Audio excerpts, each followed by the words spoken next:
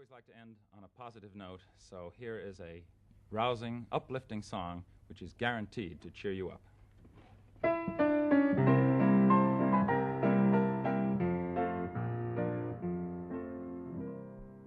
When you attend a funeral, it is sad to think that sooner or later those you love will do the same for you. And you may have thought it tragic, not to mention other adjectives, to think of all the weeping they will do.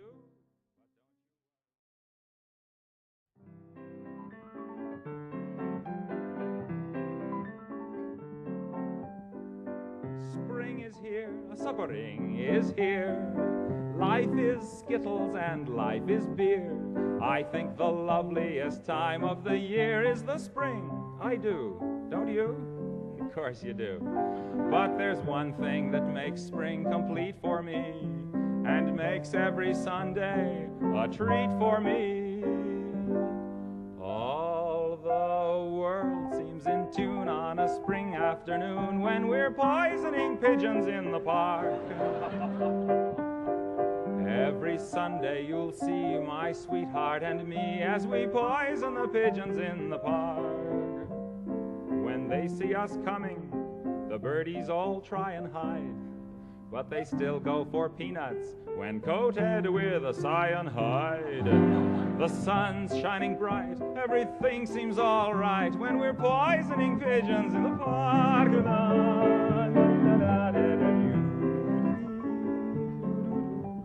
We've gained notoriety and caused much anxiety in the Audubon Society with our games. They call it impiety and lack of propriety and quite a variety of unpleasant names. But it's not against any religion to want to dispose of a pigeon.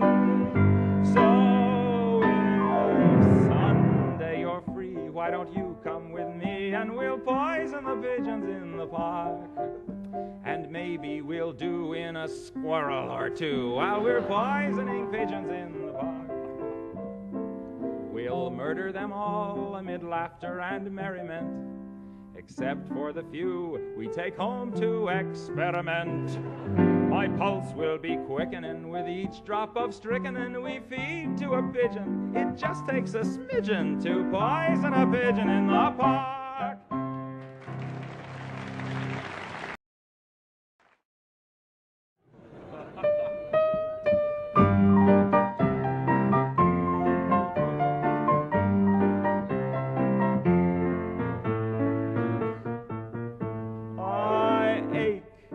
Touch of your lips, dear, but much more for the touch of your whips, dear.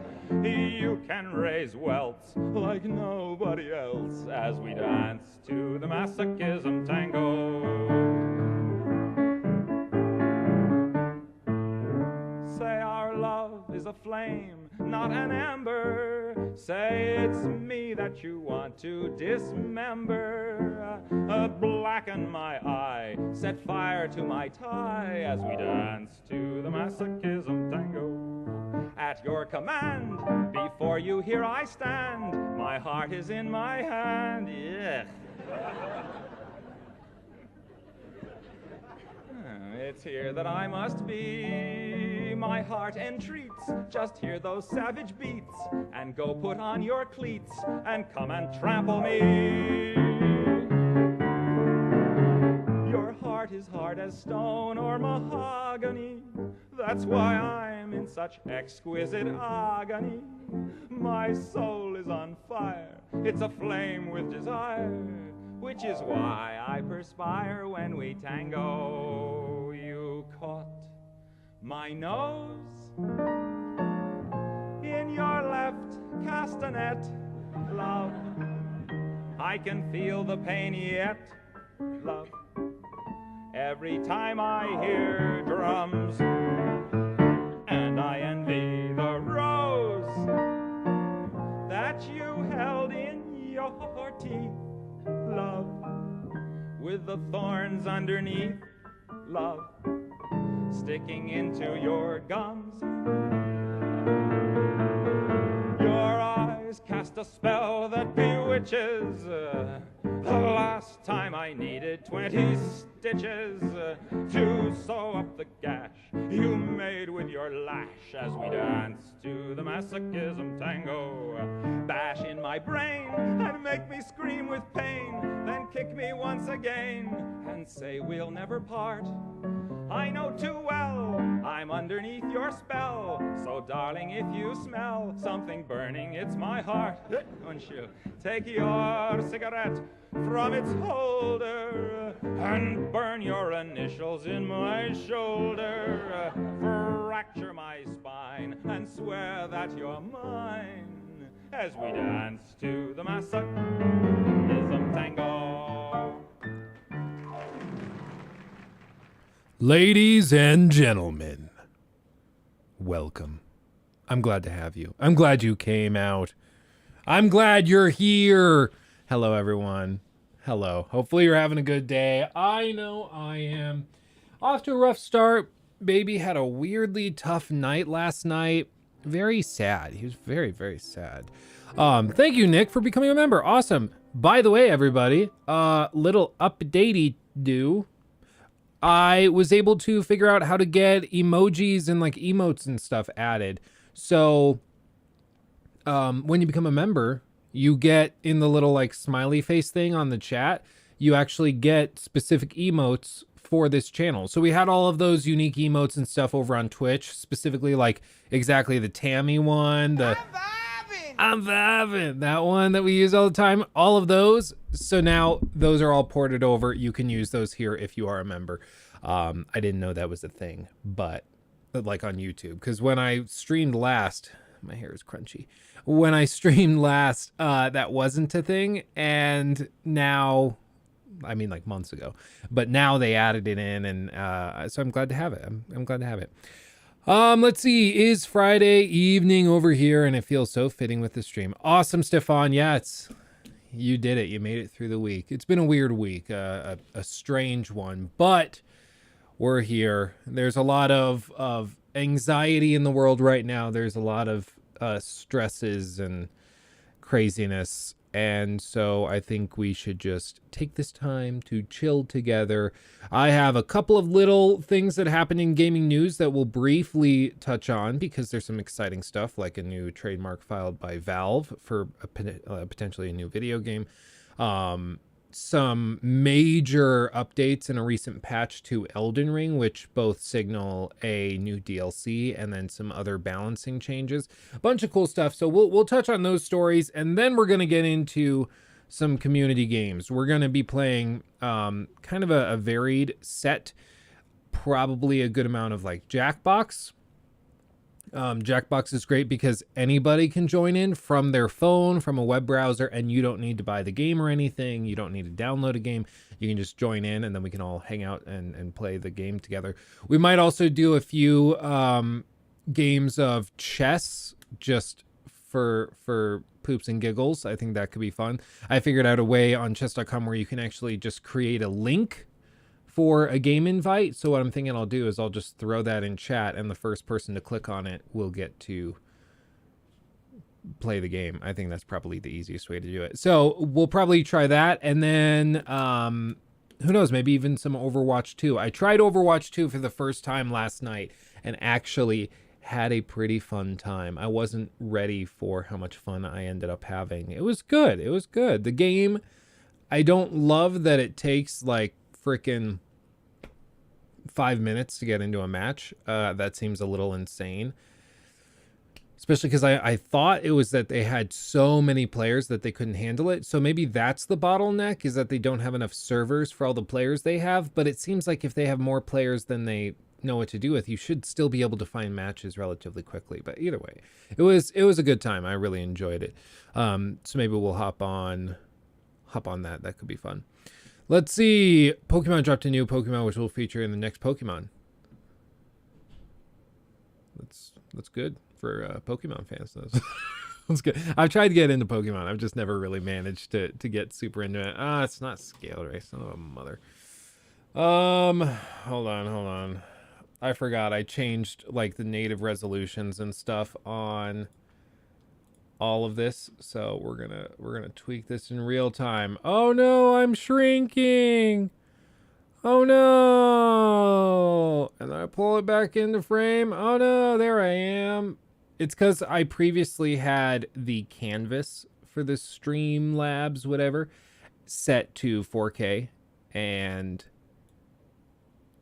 then I swapped it back down to 1080p because it seems to actually prevent more anti-alias or more aliasing and things if you just lower the resolution, which doesn't really make a lot of sense, but what are you gonna do? Come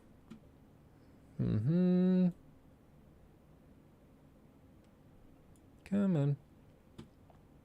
Come on. This is how the sausage is made, people. You're seeing it. You're seeing it now. Little more. Get the rest of the chat in. The one thing is I don't know if there is a way to get YouTube emotes to pull up onto this like chat bot. I don't know if there's an actual way to do that. I tried to find a way to do it and I couldn't figure it out. So I'm not sure if there is anything we can do about that, but for the time being it works. We'll figure it out. Let's see. My phone had automatically set you at 144p. Oh, that hurts my heart just to think about. Oh god. Happy Friday. Yes, happy Friday, everybody. Censor, chopped anything down with a sword yet? No, I have not. It's still not sharpened. It's still just sitting there like a showpiece, but one day maybe I'll get it sharpened. I figure it's probably a bad idea to get it sharpened with kids in the house. Like, just because if, like where it's hung right now, if a kid goes up to that and it's sharpened and just touches it, like they're getting a cut. So it seems irresponsible to sharpen it, at least at this point, even though I do have the urge, I will be honest. Let's see. It's not a Blizzard launch unless you can't connect to their servers. Yeah, for real. It's just amazing. Like once they get it going, like you got to give them credit. Warzone match times are super quick, at least in my experience. And servers are relatively stable. I haven't had a lot of issues. So once they figure it out, it's good. But it takes them like, it seems like a week or two to get things sorted. Adam finally made it to my first Luke stream. I am glad to have you here, my friend. I'm glad you made it. Let's see.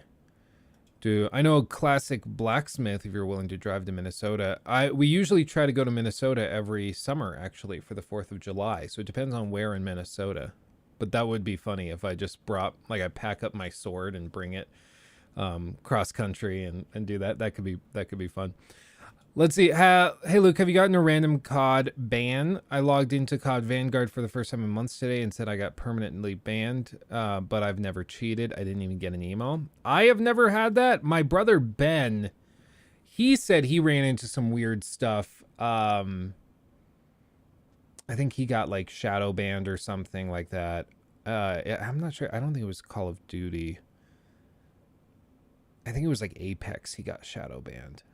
And he doesn't know why. Like, and he would tell us and joke with us if he did try like an aimbot or something just to have fun and mess around with it. So he would be honest with it, and he didn't. And so he's like, I really don't know what happened. Like, if they think I cheat, like they should just look at my KD.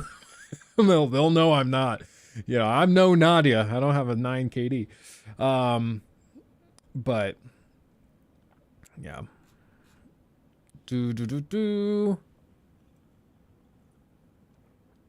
Let's see.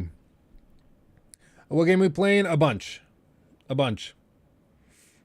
Oh, it does refresh. Yes, sure does. I don't know. It is a little inconsistent. It's definitely built for.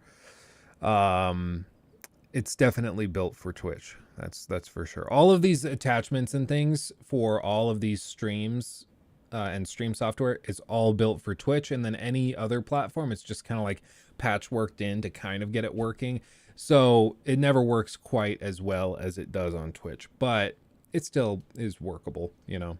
And the nice thing with this is that here, like, the main reason we have the stream chat thing on is because when we clip these sections for The live stream clips on this channel, which go up, you know, multiple times a day, usually, we actually try to have the chat on screen because it helps people when they rewatch the video or watch the clip, they can see what chat's saying. So if I refer to somebody in chat off the cuff, then people can see it.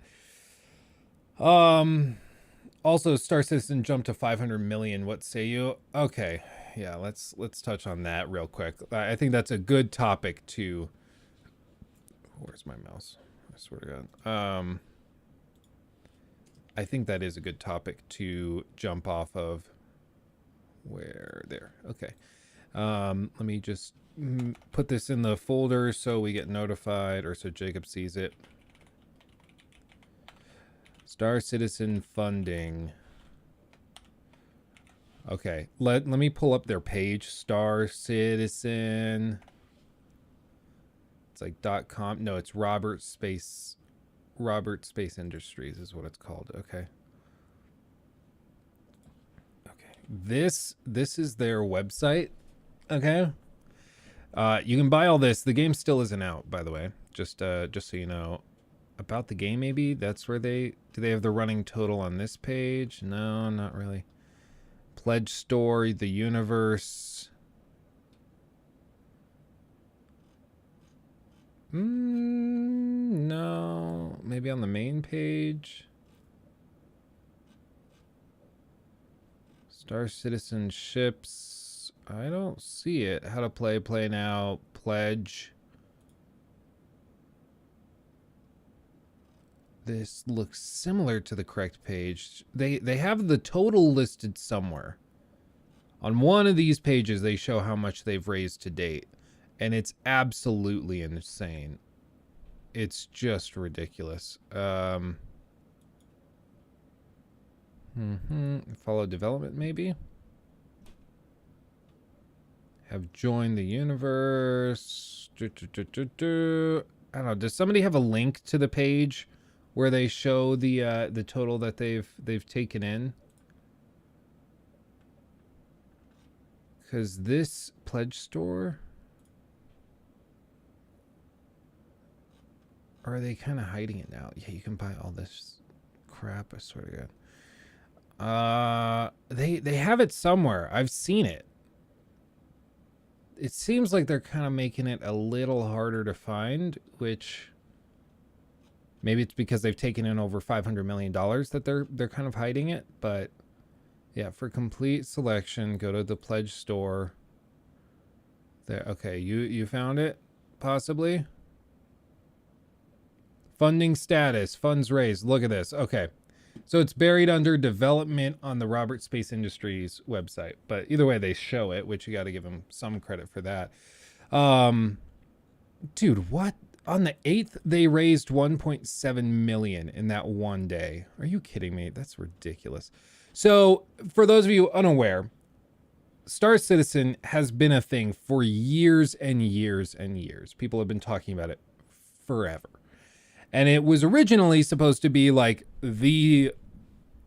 what No Man's Sky like pitched itself to be. That's what they wanted this to be. So they said it was going to be like a procedurally generated universe, never ending. You could buy ships. You could play as a pirate. You could go and do like, live all sorts of different styles of life where you could be a trader. You could go and just be a marine. You could be a mercenary. All of these different play styles were supposedly just as valid as one another. And so they pitched this whole thing. People liked it. And you see, initially back in 2012, December 23rd, 2012, 10 years ago, they initially pitched this. And they asked for 2.5 million. And they said, if we hit 2.5 million, we'll even add an additional ship, the Anvil Gladiator. Wow. And then they hit another $2 million goal, which is regular community updates and then all of this stuff. And then as time went by, you see that like as they raised the goals, they just kept hitting them. Time and time and time and time and time again.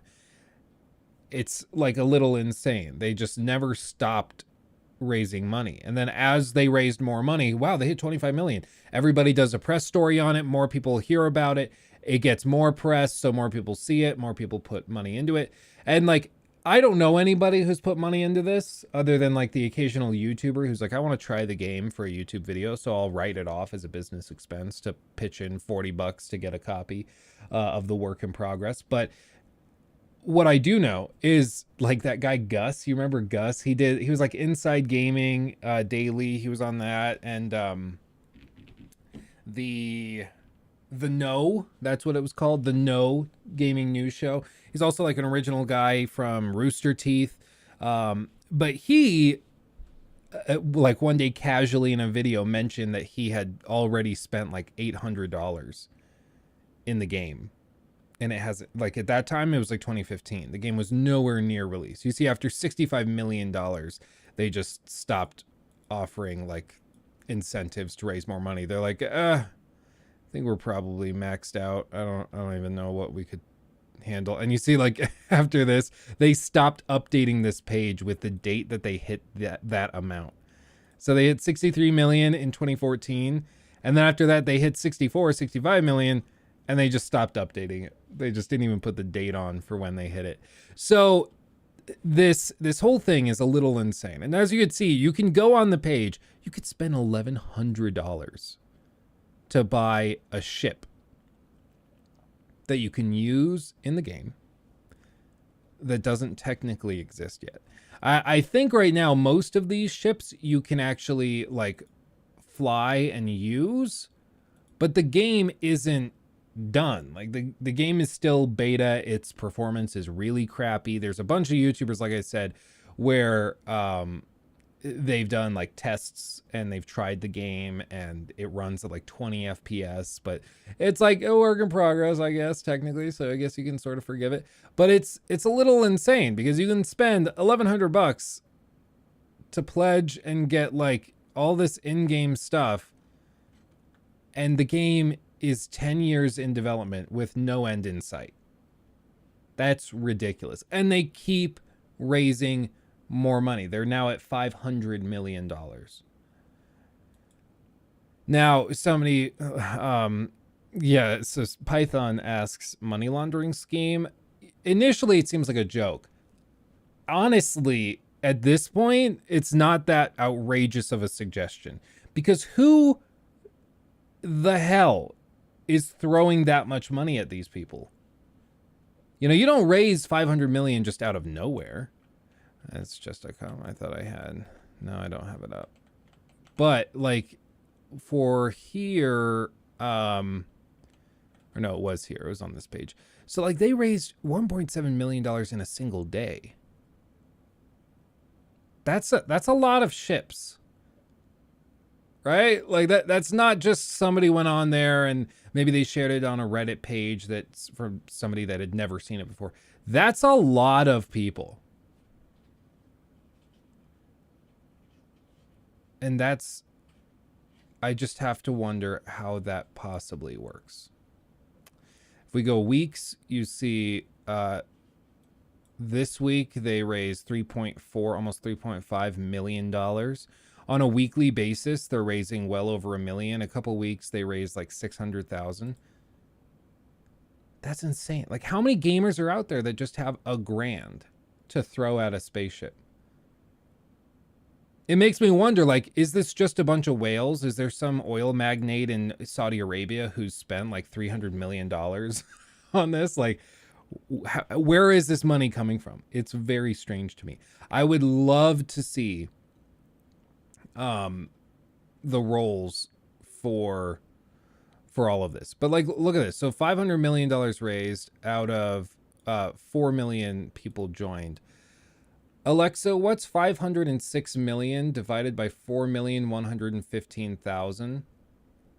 506 million divided by 4,115,000 is approximately 122.9648. 122.9. So the average person has spent over $120 on a game that hasn't released yet. That's the average. More than likely, this is a very disproportional group of people where there's a few whales who have spent tens of thousands of dollars That would be my assumption. Sorry, Tom, did I set yours off? I might have. Oopsie. It's like that South Park episode that they made where they just had like a bunch of references to like the Amazon assistant, to Siri, to the Google one, like all of those, and they set a bunch of those personal assistants off in people's houses while they were watching the episode. Honestly, it was kind of funny. It's clever. But like, I see this month in May they raised over $20 million. And I don't know, like that's probably they released some update where you could play it. I just think there's some suckers who are either wasting their whole life savings, but or there's some sort of money laundering, something or other going on, because I don't know where this money possibly comes from, and who's throwing this money at them. Because the average gamer has no idea what this game is even about, what it is supposedly going to be in the future, and certainly are not going to want to jump on it. At $1,200, a ship that around 1,470 people bought that on that day. Yeah, exactly. And who are these people? Where are they? I don't know if it is like that guy Gus. He has expendable income. I don't think he's got a lot going on outside of the gaming world. So like he spent, I think at this point, he recently mentioned, somebody asked him like on an AMA, and he said he has spent like well over several $1,000s on Star Citizen. Like, I don't know what it even is. It's like some sort of weird gambling attitude people have towards this, where they think that, oh, well, one day I'll get my money out of it. And who knows? I don't know enough about it. Maybe they've promised stuff where like you can sell your ships to other players after the game releases. So it's kind of like an NFT thing where you're investing in the digital ship that you're going to get. I don't know. But like this is that level of suspicion in my mind. And surely somebody's looking at this. Like surely the Fed is looking at this like, wait, where the hell did you get $20 million in a month from? And you don't have like sales. You have pledges from people to get a game that isn't done and doesn't have a timeline given on when it will be done. That's insane. So I don't know. The whole Star Citizen thing is really strange to me. It makes me extremely uncomfortable. And actually, fun story, way back in the day, like 2015, 16, somewhere in there, I made a little video on Star Citizen. It did like 200 views. That was a good video for me back then. That was a very successful video. But I threw that video together and I received my first ever death threat. Or no, maybe it was No Man's Sky. It was around the same time as No Man's Sky was coming out.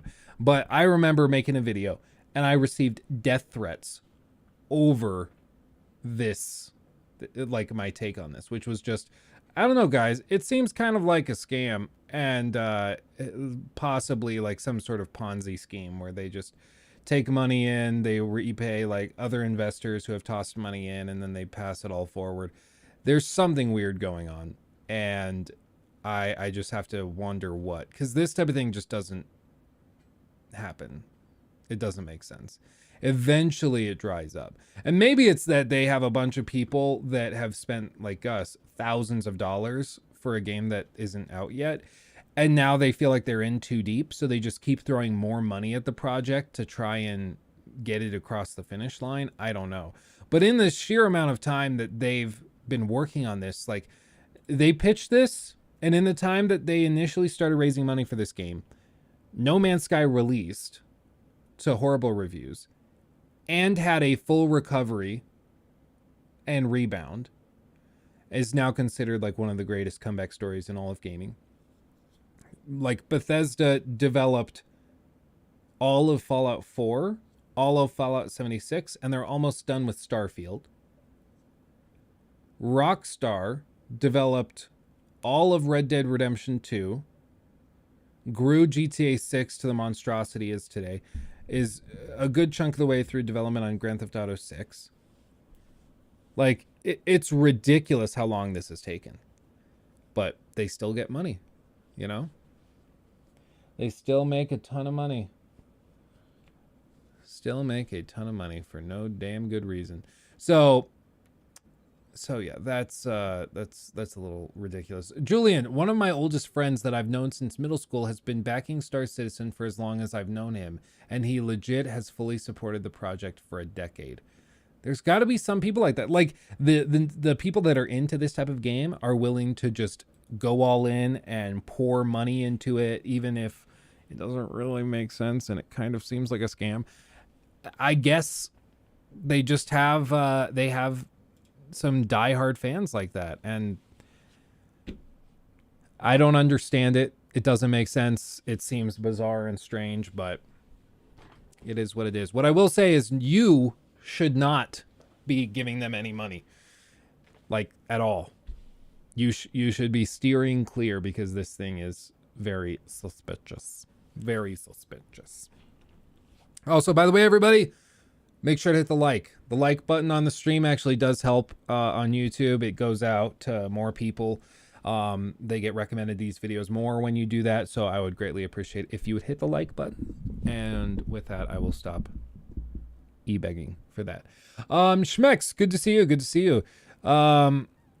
Let's see. If it ever comes out, the people who spent a lot will probably be disappointed. Well, that's maybe part of the idea, is that it just never fully releases, and it's only ever a work in progress. So then anything that's lackluster, they can just say, oh, well, we're working on it. And then they buy more time, and eventually all of their backers will die of old age, and then they'll call it good. Are you telling me I should spend $1,500 on a 3D model of a ship for a game that doesn't exist? Because that's what I'm hearing. So what you're saying is, oh God.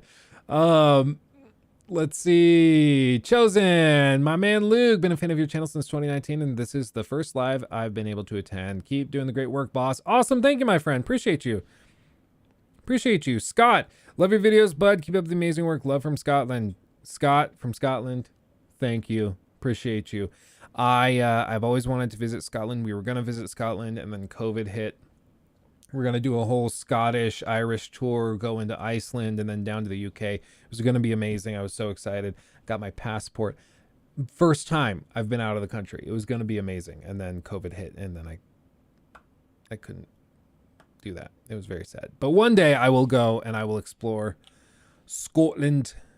I am very much into it, and I greatly want to do it. You'd think you'd scrutinize them more when you invest money. That's the thing, is it's like the Kickstarter thing where people throw the money in and then they kind of forget about it. But Star Citizen is a little different, because with Star Citizen, like, they keep putting more in. So it's like you're doubling down. It's like the double or nothing, but they just keep doubling down more and more and more and more and more. And it's weird. It's just freaking weird, dude. Let's see. What games are you playing right now? Also love your channel. Edward, thank you, my friend. I can't be too specific, but I am working on a few games for reviews that I will be releasing reviews on. The first one later this week. So I'm playing through those. Those are pretty much occupying all of my time. Like I said, I can't say what they are, but it doesn't take a genius to figure it out. But I'm working on some reviews, and other than that, like passive games, I've been playing a lot of chess recently, trying to get back into that. It's feeling good. And last night I tried Overwatch 2 for the first time and actually had a pretty damn good time. I will be real. So I'll give them credit for that. Gotham Knights just announced a free-to-play mode. Game mode 4-player co-op. Really? Hold on. Hold your horses. They should have sent me an email about that.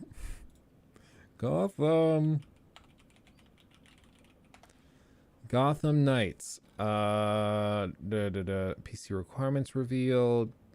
Okay, their Twitter page. Hold up. Gotham Knights has thrown down a new gauntlet. Heroic Assault, the free 4-player co-op experience, is coming to the game November 29th. What?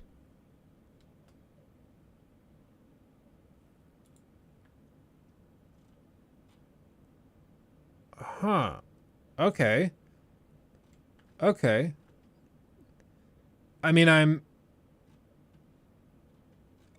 impressed. It was kind of like I was saying. I always thought it was weird that it was like 2-player co-op. It was just strange. And I think they probably designed it that way for just level design sake. Like, I think 4-player co-op probably got a little hectic. And plus, if you're doing 4-player co-op, then do you need to have all of the like characters in every cutscene? It just makes things kind of weird. So I don't know. But 4-player co-op experience. I hate that word now. I hate that word. It's everybody uses it all the time, and I use it all the time. I hate it. I can't stand it. I'm trying to work my way out of it, because like it's just whenever you don't know what to call something, people go, "Oh, experience. What's Star Citizen? Oh, it's that endless money pit experience." And you can just call it whatever. It could be a pile of garbage, and you're like, it's the trash experience, and you're like, oh, clever, fancy. Oh, I like it. I don't know what this means though. Heroic Assault 4-player co-op experience. Well, let's see if they describe it a little bit more. Learn more. Heroic Assault. What is Heroic Assault mode? Heroic Assault is an upcoming gameplay mode that is separate from the main story campaign. I would expect that. The standalone mode supports up to 4 players in online co-op and provides a dedicated arena-like environment with specific objectives to complete and enemies to defeat on each floor, with 30 floors in total. Okay. I mean, I'm glad it's there and free. It's free. Like that's cool. You know, more content is good. I don't have an issue. Gameplay trailer for Pioneer. Brandon, pop a link in chat and I can pull it up. I don't really know what that'll be. I will say, like, people need to maintain a lot of healthy skepticism when it comes to this stuff, because this is, I swear to God, of course it's scaled. I'll just do this one. Because this is Warner Brothers. Warner Brothers is notorious for having extremely sketchy and greedy monetization. It's like an actual problem. You need to not forget, these are the same guys that did like Shadow of War, which was ungodly in terms of the monetization. So you just have to maintain a certain level of healthy skepticism, because they, like, when they offer you something for free, it's not for free. They're trying to get it, like, get the funds around the back door somewhere else. They're going to make their money. It's just a matter of figuring out how they're going to do that. So Warner Brother go even beyond with their patent BS. Oh yeah, where they patented their freaking what's it called? Nemesis system. They patented their Nemesis system, which I can't blame them for. That thing was freaking cool. I just hope that they do something with it. They're just sitting on it for now. Let's see, Luke, I don't think this says that the mode is free to play for everyone. It means it's going to be free for people who own the game. Yeah, I think... Let's see. Yeah, it's a free... This is how they specify it. So, to be clear, this is a good catch, good clarification. Python, I agree. It's a free update for all Gotham Knights owners. So it's not free to play. It's a free update for owners. Important distinction. And in that capacity, I think it's good. You know, I'm glad. Have some faith, Luke. If they say it's free, it's free. I have a plan. Let's see. Just commented on this on your Rise video, but still, I'd love to see your opinions on the Yakuza games and the Borderlands games. I have tried to play the Yakuza games a couple of times. I'm not sure if I have the time. It's just, they're so massive, you know. But the Borderlands games, when I'm in the right mood, I can get down for some Borderlands. I've never like recorded my gameplay or anything of the Borderlands games because they're usually like my like Sunday afternoon chill out and vibe game where you just turn your brain off, you know? That's kind of where I'm at. Higher picture quality defaults to 240p. Thank you, YouTube. Thank you, YouTube. Yeah, I can't stand. They recently made it so you can do like advanced options on mobile for YouTube, and then you can select the resolution you want by hand. I greatly prefer that because like 6 months ago, you would just pick higher or data saving, and you couldn't pick the specific resolution. So like you'd pick higher photo quality or higher video quality, and it would max out at like 720p. And I think honestly what it was like a little collusion between like the cell phone companies and YouTube and Google because they were trying to do this thing where they were like capping out the total amount of video that you would stream. Because apparently, I realized this recently, on Verizon for my phone plan, to have unlimited 1080p and up streaming quality for video on cellular is an upcharge. It's like another $10-15 a month. It's like the premium video package or whatever. Other than that, they will cap your footage at like 720p, which they don't tell you. But you're just like, I don't know, it always looks crappier on cellular. And that's why. It's very sneaky. It's very, very sneaky. Verizon also tried to sneak on a bunch of extra charges onto my account. It wasn't cool. They like were very, very sneaky.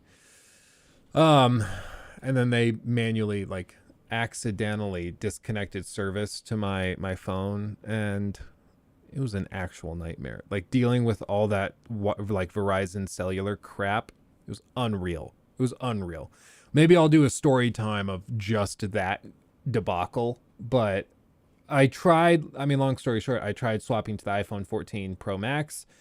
It's a fine phone. I had tons of bugs and glitches, just weird issues. So I wanted to just swap back to my S22 Ultra, and in the process of doing it, they completely disconnected service to my phone. I couldn't get verification texts. I couldn't get anything service-wise on this thing. And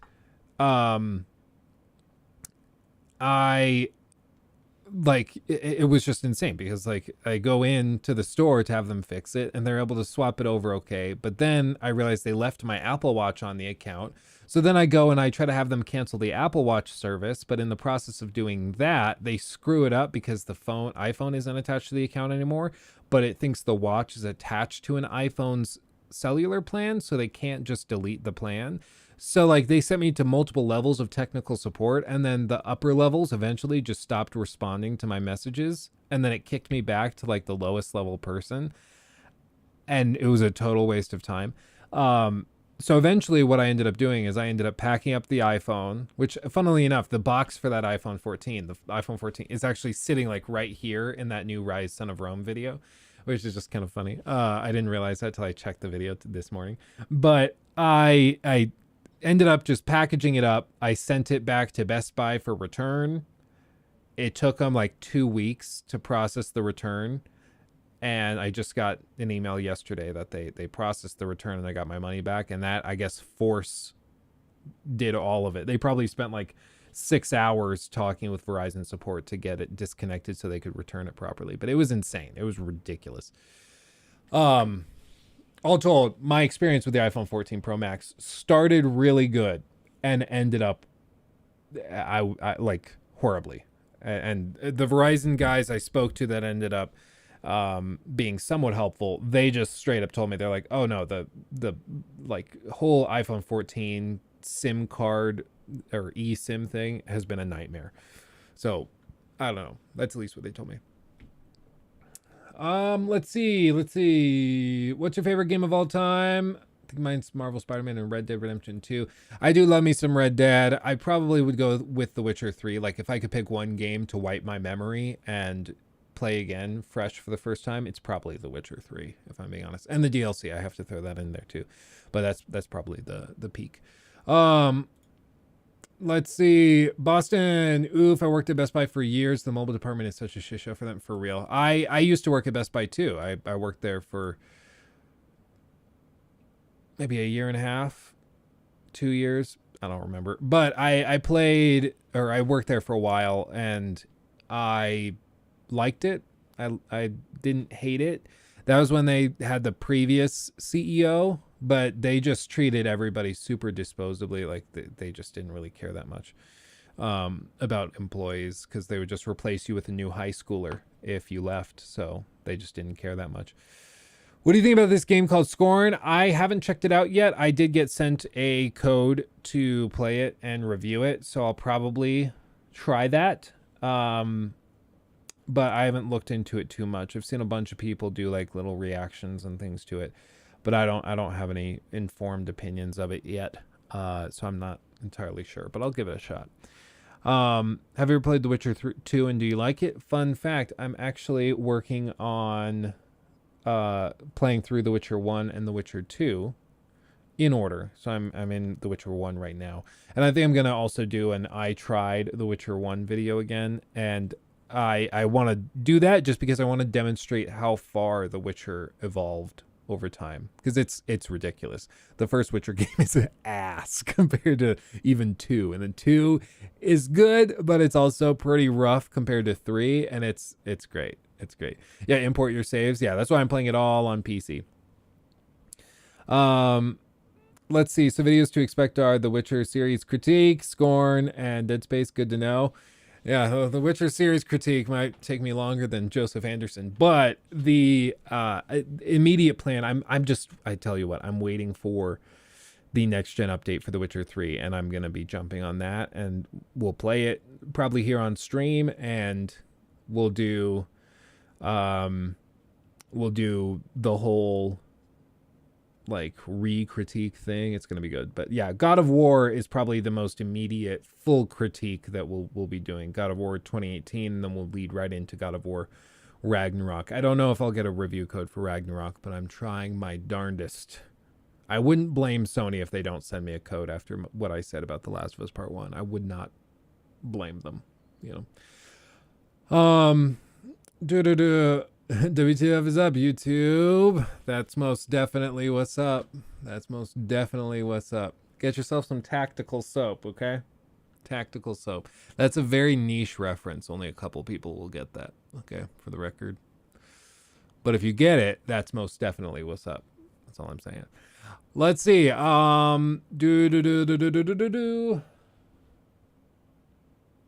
have not played Blasphemous. I have not. I did not leave Verizon. No, I'm a sucker. I'm stuck with them. Part of it's because I don't want to deal with changing my phone number and everything. Last time I changed my phone number, it was a nightmare because like all of my Google accounts, everything has like 2-factor authentication stuff turned on. And so to just like go through the process of all of that is just, it would be a nightmare. Got my wisdom teeth out yesterday. Props. That's not easy, especially when you have like all 4, or they got to do the whole surgery thing, put you under. It's not easy. Not for the faint of heart. So props to you. That's not easy. Hopefully you're recovering well. I had mine out when I was like 17 or something, and like it was not easy. It was intense. Let's see, Dead Island. Oh, a little closer to the second one. Yeah, we'll do that. I think for sure. Okay, let's talk about these these news topics real quick, and then we can get into some fun community games. I think it'll be fun. First things first. Also, everybody, quick plug. Blah blah blah. Make sure to like the stream. It helps. Blah blah blah. Let's get to 100 likes. 100 likes, and I'll stop pestering you, at least for a little while. But 100 likes, I think, would actually really help push this out to more people, and then more people can join in and hang out. It'll be fun. Okay. So first things first that I want to mention, this is kind of cool. Valve just filed a new computer game software trademark, and the rumors are already flying. It was called Neon Prime, And it could be a new game, but it also could be pretty much anything else on the planet. So yeah, isn't Valve busy at the moment between Steam Deck VR stuff and even overhauling Steam's long neglected mobile app? Thank God. Like, the mobile app has been ass for so long. Like, I actually would pull up Steam's website on my phone browser and then force it into desktop mode because it was easier to use than the mobile app. And that's like the worst thing you can possibly say about a mobile app. It's like, oh, I'd rather use desktop mode. It's like, yeah, that's way better. That's way, way, way better. I actively avoid your mobile experience. Yeah, it's just, I'm glad they're finally getting around to this. It's good. Also, thank you guys. Over 105 likes already. Like, look at that. Call to actions working in real time. Thank you, my friends. So, they filed a new trademark on October 10th, and it has unintentionally been announced that it's revealing the existence of something called Neon Prime. The application, which is still being processed by the U.S. Patent and Trademark Office, identifies Neon Prime as pertaining to, quote, computer games software, electronic game software, video game software, computer game programs downloadable via the internet. So literally, like, it could be pretty much anything. My remarkable deductive powers tell me that this means it has something to do with video games and video game software, and the internet seems to agree. There are already rumors that Neon Prime could be a new video game or even series from Valve. I wouldn't leap that far. Who knows? Yeah, it's fun to speculate though, right? Heck, we got our first Half-Life game in 13 years when Half-Life Alyx released in 2020. It's not beyond the realms of possibility that we could see a new game from Valve in its currently energized state. Maybe a game made first and foremost for the Steam Deck. That actually, I hadn't considered that. But they made Half-Life Alyx as like a dedicated game for their VR platform. So maybe they're doing a dedicated game for their newest platform. That's not a bad idea, actually, where they build something from the ground up, sort of like this AAA thing, but it's built for the hardware and form factor of the Steam Deck. That could be interesting. I think the potential issue is that it just ends up being sort of like an outdated video game that like is handheld, you know, because the Steam Deck, it's powerful enough where it can run pretty much anything from last gen pretty comfortably. Anything current gen, it really struggles with. So it'll just probably end up being sort of a slightly outdated video game, but you know, who knows? But it's an interesting update. At least we know they're working on something software related, which is good because it's like for a long time, Valve didn't do anything. They were just printing money through Steam. They could do whatever they want, but they were just sitting on all of it. And so now it's nice to see that they're actually doing something with the money that they have, because they have endless coffers, like for real. Steam prints money. Oh goodness. Why don't you use ad blocker? I'm pretty sure PC Gamer has one of those plugins that if you use it, they don't allow you access to the site. Because that's, or maybe it's, no, I see what it is. They do allow you to use it, but this like Chrome profile here, I have set up just for live streaming, and I don't have any extensions added right now, including ad blocker. That's why on my personal browsing thing right here, I do have ad blocker installed, but on this one, I haven't added it yet on this Chrome profile. That's why. Okay, good to know. I will have to do that later. Let's see. Drew, I know you said Gotham Knights was cringe when it was shown a while back, but have you kept up on the previews that other people have released? It doesn't look like Game of the Year, but it looks real fun. Yeah, no, and Drew, I do agree. There's parts of it, like I did that recent video on Gotham Knights where I kind of looked at both sides of it. Where I'm at is I think that they have something really interesting on their hands, and I think that it could be really, really good, especially if they lean into like the Court of Owls and the dark stuff. But there's issues with how they're presenting the game and a lot of the other things with like, for example, the weird kind of cringy dialogue that randomly happens when you're walking around levels that I pointed out, and how they sometimes have interesting stuff with the Court of Owls, and then all of a sudden they flip it around and they have the most generic enemy, combat sequences ever. So it seems like they have really cool stuff and then really cringe, lame stuff. And they just, for some reason, are only advertising heavily the cringe stuff. And the cool stuff, they just keep buried in these like developer interviews and stuff. And it's just stupid. Like, they just need to focus on the cool stuff that makes it unique and stand out. So we'll see. We'll see. I'm very optimistic, cautiously optimistic. But until we actually get our hands on the game, I really don't think we'll know what it actually is. Because I've seen so many conflicting things. Like, part of it looks amazing, part of it looks really bland. It's just really hard to tell. But I've seen potential. So I would say I'm not like avoiding the game. I'm not going to be like, no, I'm not touching that thing. Nope. But I'm actually like, okay, this could be cool, or it could be really disappointing. Because it's like, when I'm in this mode with a game, I have the potential to be horribly disappointed, because I'm like cautiously optimistic. I'm like, oh, if this does this, this, and this, it could be awesome. And then if I play it and they don't do any of that, I will end up super depressed and sad and bummed. But if they manage to pull it off, I'll be all the more enthusiastic about it. And I'll be the first one to hype it up if I think that they pull it off. Tall F's late to stream today. Oh well, work happens. Just jumped in and you were talking about the new Arkham thing. Yeah, no, don't worry, Thomas. You're good. Glad to have you here regardless. Shouldn't a YouTuber be promoting not using an ad blocker? Yeah, Angus, probably. If I were a better YouTuber, I'd be a little more casual. The thing is, like, I don't want to be one of those streamers or YouTubers who's like, what was that chick's name?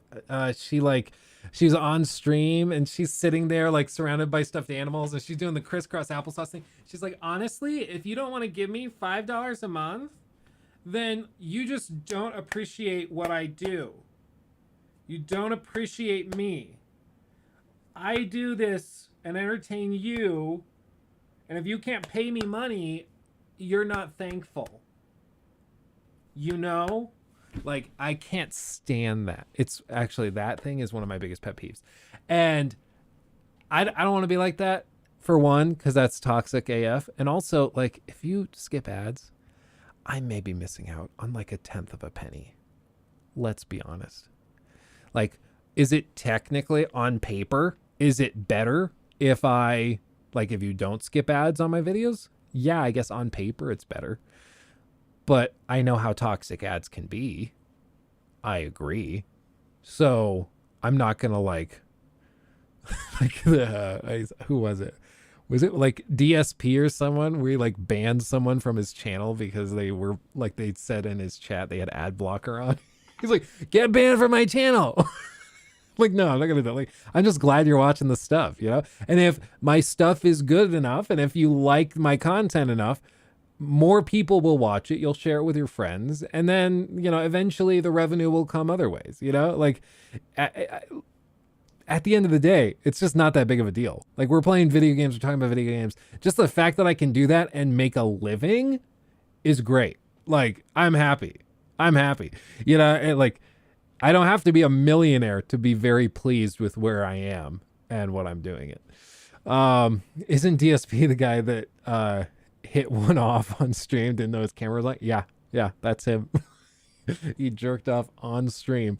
He thought his camera was off, and it's just, you don't see anything. It's like just from here up, but you just see him like,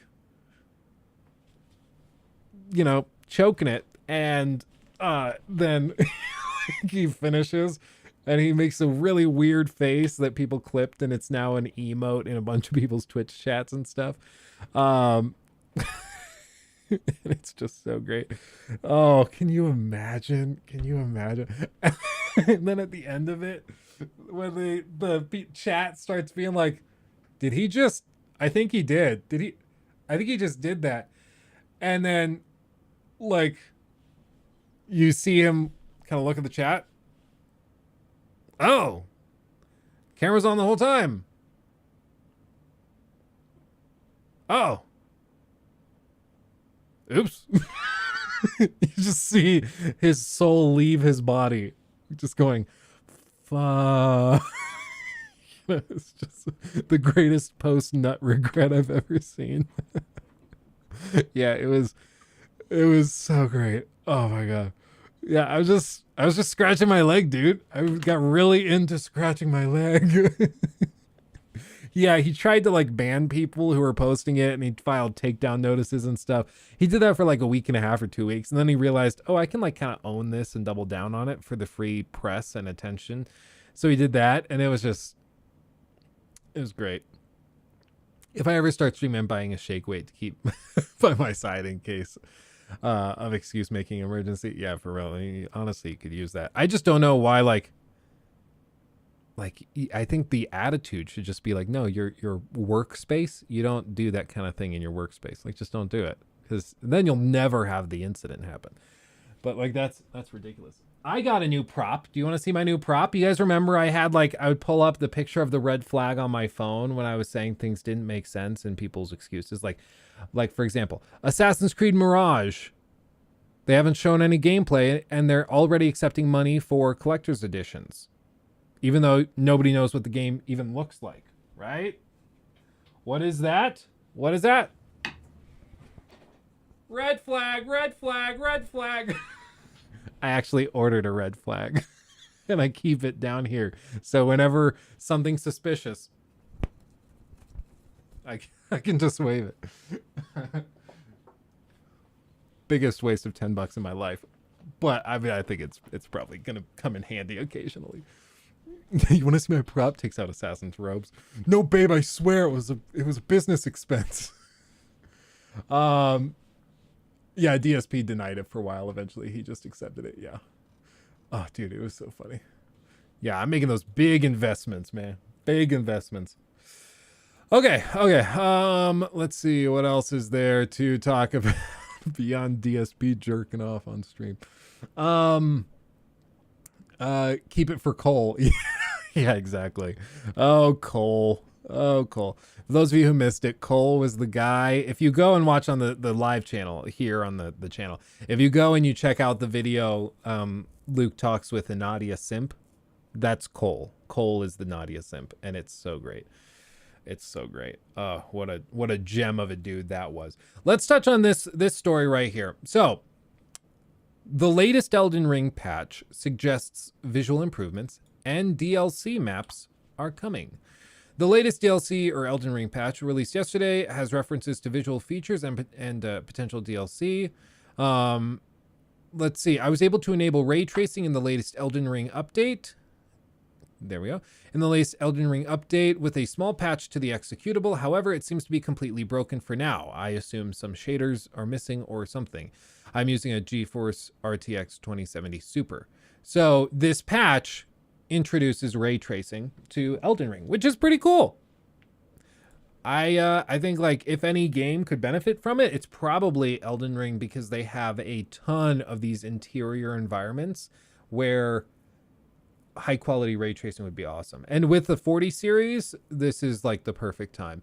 It definitely is broken right now, like he's showing, where it just doesn't light things properly, but it still is interesting. It looks like it falls back to non-ray tracing for a certain distance in open or wide open areas. Yeah, that does make sense. So they have like a little circle of influence around the player that ray traces, and then stuff in the distance does regular whatever they call it, rasterized rendering. Even with ray tracing enabled, the game still uses screen space reflections. I hope they switch to ray trace reflections eventually. For real, I agree. There's enough puddles where it could be really, really beneficial if they did that. But have you tried downloading more RAM? So that's cool. I mean, I would love full ray tracing support on Elden Ring. It's awesome. And I'm glad to see that they're actually like following up with some extra support. It's like the perfect time for them to do it too, with a potential DLC on the way. It's awesome. It's awesome to see.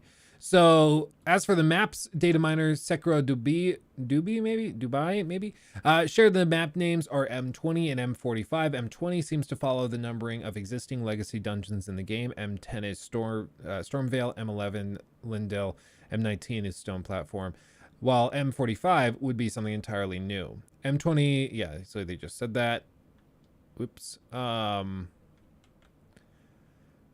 Let's see, dynamic loading casting. Okay. Previously, fans have speculated that DLC may take place in the empty coliseums found around the map, but surely these would already exist in the game rather than being brand new. Other references to DLC specifically have been found in the code, as shared on Reddit, though no specific details have released. And what's this? Let's see. New Elden Ring patch contains files referencing DLC 01, confirmed to have multiple expansions. So I guess what they're saying is if it says DLC 01, it's referring to the first DLC, because if there was only going to be one DLC, they would just call it DLC. But I'm not sure if I buy that, just because like my file numbering system in my my server where I just keep track of everything, it's built out in a way where I can, like, even if there's only one clip, it's still labeled 01, just in case I ever add something. So interesting stuff. I'm glad to see that they're doing more work on it, because I do love me some Elden Ring. Oh my god, no. Oh, that's a bummer. Yeah, I saw your comments in chat and I just pulled it up on Twitter. It's true.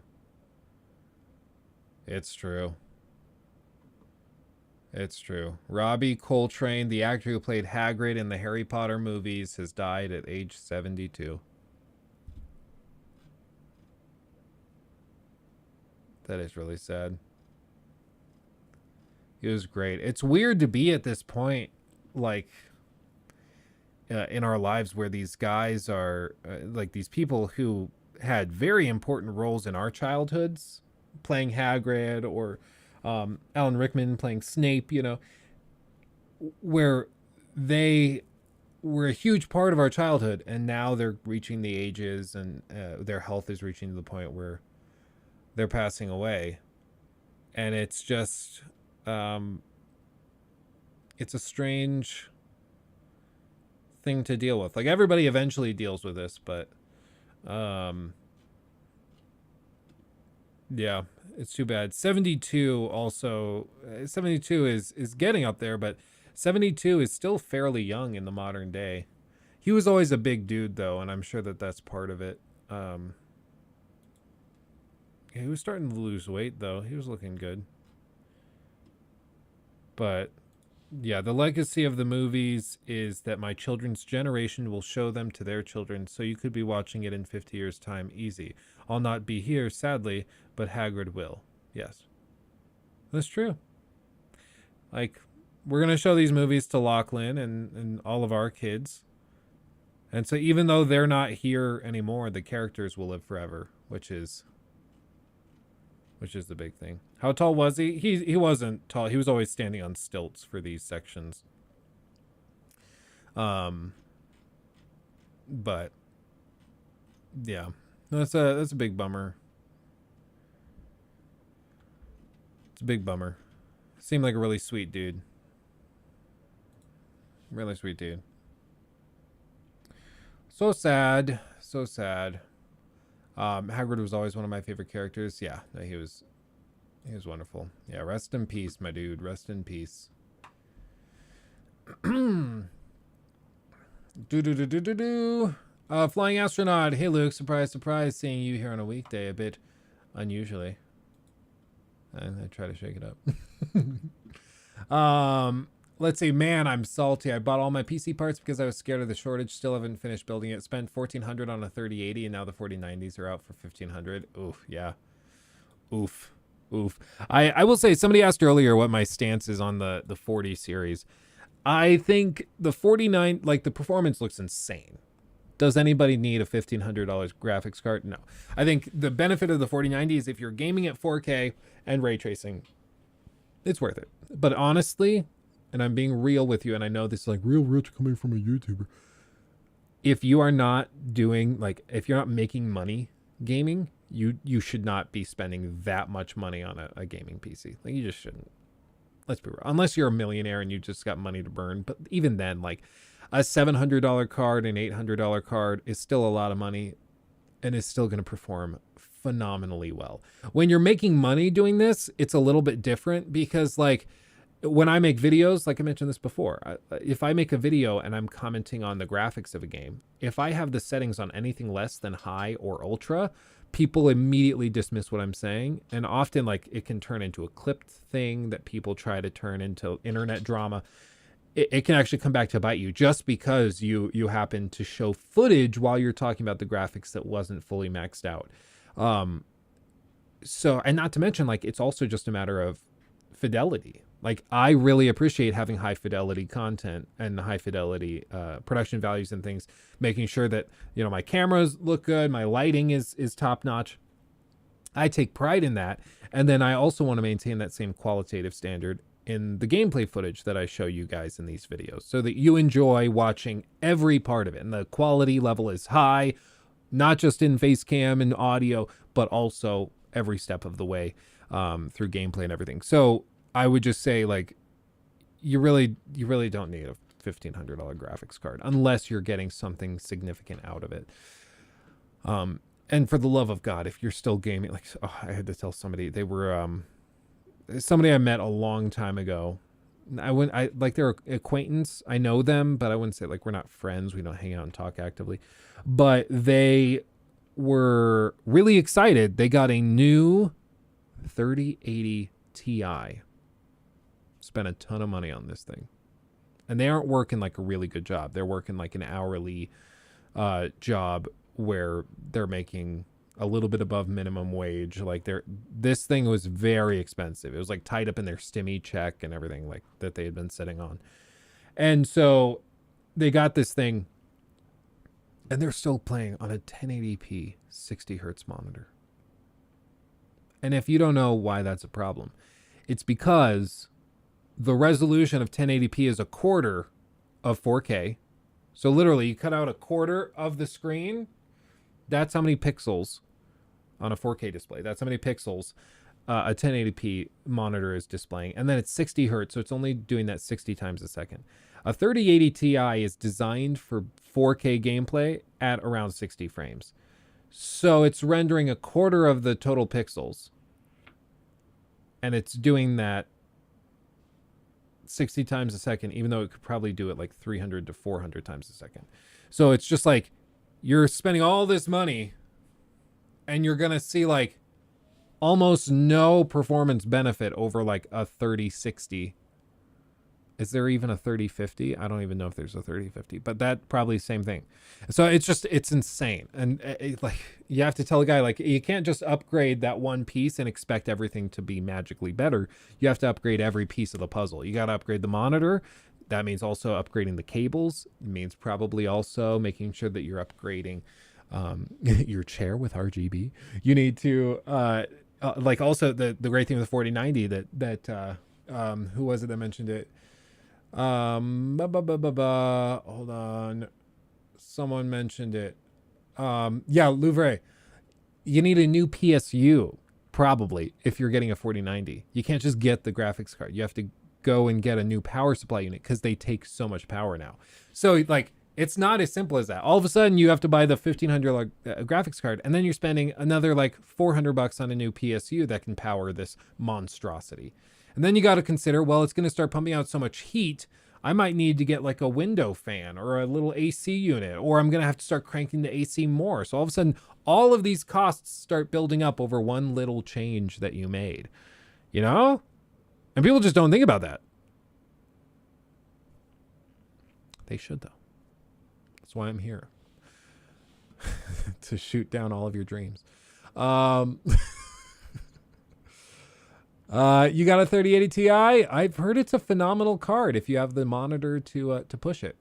Memory matters, you know? It does. It does. Now you can get DDR5 stuff, which is insane. We're at a point where they have DDR5 memory.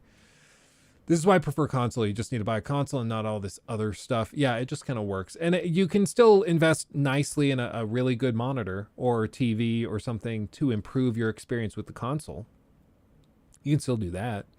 Like $1,500 you would have spent on a graphics card upgrade. If you spend $500 on a PS5, sorry, $550 on a PS5 or $500 on a Series X, and then you go and spend $1,000 on a OLED from last year, like a C9 or C8, whatever it is, go buy one of those.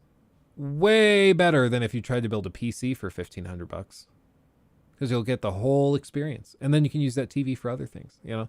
So that's the way to do it. Dad supercharged his engine but didn't reinforce his transmission, brakes, or suspension. Yeah, that's basically what it is. I read dad instead of dude. I can read, I swear. I'm a college graduate, if you can't tell. I just got a 4K 144 hertz monitor, LG monitor, for like $250 off Amazon.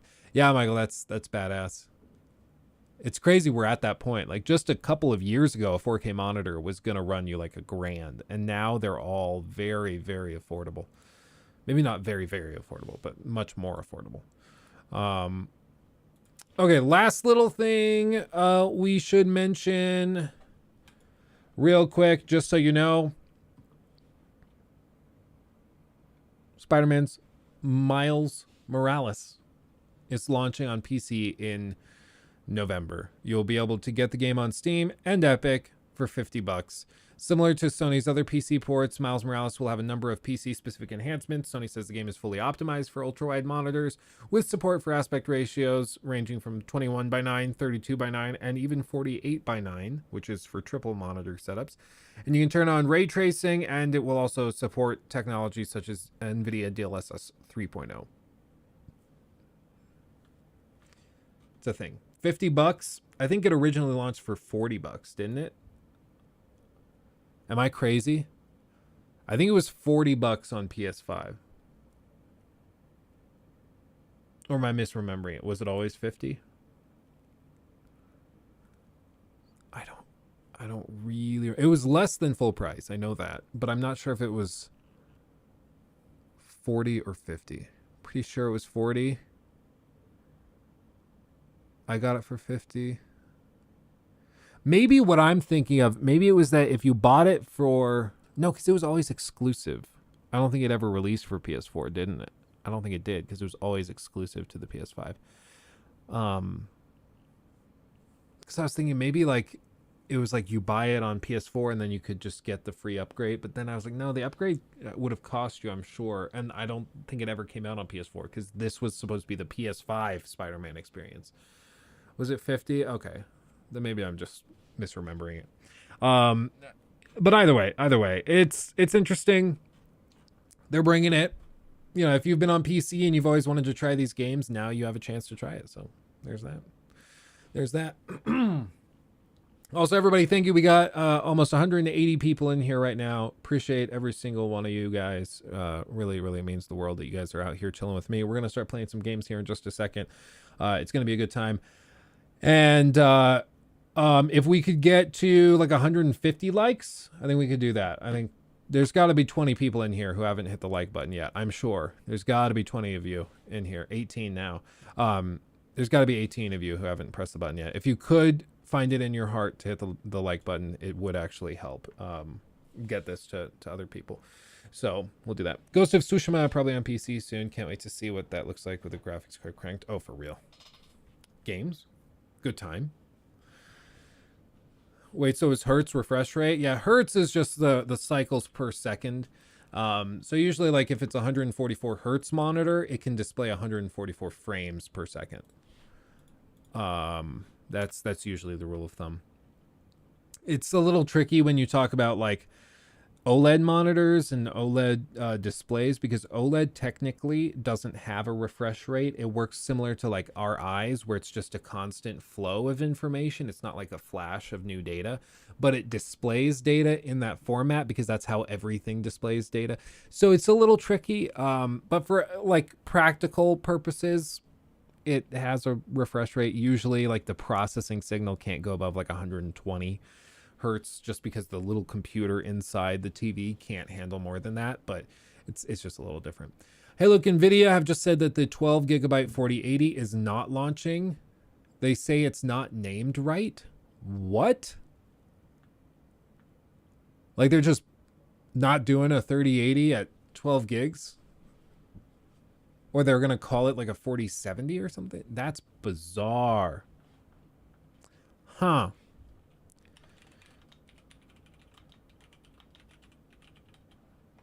Huh. I wonder what that even means. I wonder, huh.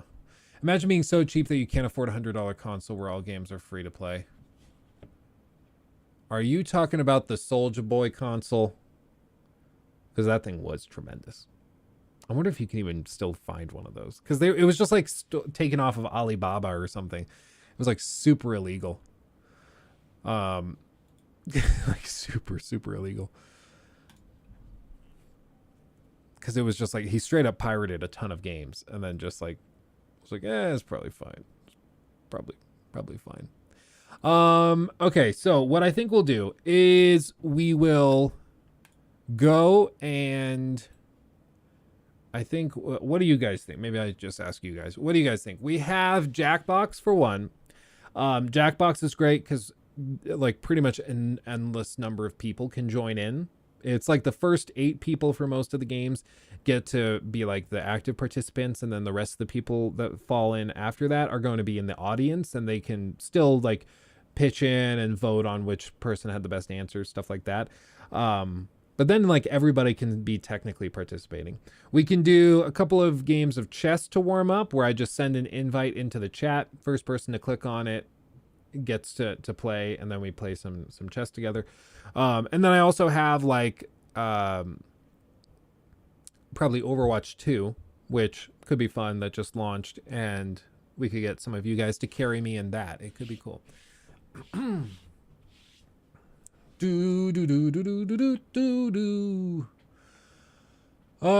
see. Jackbox. Okay, we can do that.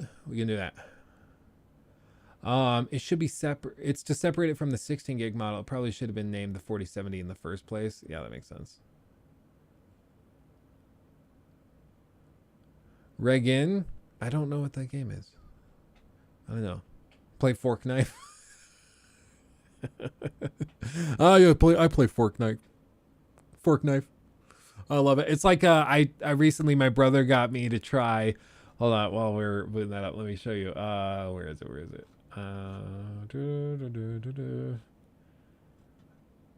I was like, oh, we're playing games tonight, boys. Let's hang out. It'll be fun. And they're like, yeah, let's hang out. That'd be fun. And then he was like, yeah, I don't really like playing chess, but I have this other game we could try. And so he recommended this. This is called FPS Chess. You can get it on Steam. It's free. And like, look at this. So you make your moves. And then once you try to take something, it transitions into like an FPS shooter. That's like, it's actually relatively fun. Like, I was kind of surprised how well it worked. Each of the little pawns and knights and bishops and rooks and kings and queens, they all have their own different abilities and things that they can do. And it's super stupid, but it's kind of fun. It's a good time. And it's free. I'm sure it was like somebody's school project to work on this. You know, it was like, oh, we'll just make a video game real quick, and it'll be like chess, but every time you try to take a piece, it's like an FPS. We'll do that. It's pretty fun. I'll give them credit. So that's a good one. Actual innovation for real. It's, you know, it's about time somebody takes chess and takes it up a notch. It's about damn time. Yeah, it's fun. And like I said, it's free. If you have a couple of friends that you want to try it with, it's actually like kind of fun. It's so stupid, but it's fun. It's like a good 30 minutes to an hour of fun, and then it's like, okay, that's enough. that's enough of that. But okay. No, I didn't mean to boot it. Okay, hold on. Okay, but we will play some Jackbox. I can't show my full Steam library because there's some things on there I'm not allowed to show yet. Let me go over, where did I put Jackbox? Doki Doki Club. I still have that installed. Let's do Jackbox 3. That's usually the best one. Yeah, Chess finally got its DLC after like 1,000 years. It's about damn time. It's about damn time. In the manitas, in the mineral, come inside and fill me up. Corey, oh, bummer. I'm glad you're here, though. I'm glad you made it. We'll try to have fun. If chess is so good, why isn't there a chess 2? Answer me that. Okay, what we'll do real quick, I'm going to go grab a snack before we hunker in to do this. So I'll be right back. You guys chill, vibe. Give me like 2 minutes. This thing's just going to play like a heartbeat. Hold on, I'll just play more Tom Lehrer. Let's do, okay, this might be insensitive, but he wrote it during the Cold War, so I feel like it's relatively appropriate. Like, it's supposed to be kind of lighthearted. It's gonna work? I always like to end on a positive note. So I'll be right back. Rousing, uplifting song, which is guaranteed to cheer you up.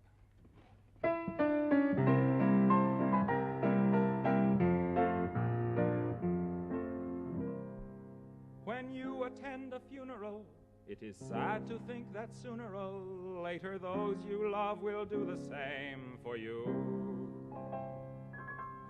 And you may have thought it tragic, not to mention other adjectives, to think of all the weeping they will do. But don't you worry, no more ashes, no more sackcloth, and an armband made of black cloth will someday nevermore adorn a sleeve. For if the bomb that drops on you gets your friends and neighbors too, there'll be nobody left behind to grieve, and we will all go together when we go. What a comforting fact that is to know. Universal bereavement and inspiring achievement. Yes, we all will go together when we go. We will all go together when we go, all suffused with an incandescent glow. No one will have the endurance to collect on his insurance. Lloyds of London will be loaded when they go. We will all fry together when we fry. We'll be French fried potatoes by and by.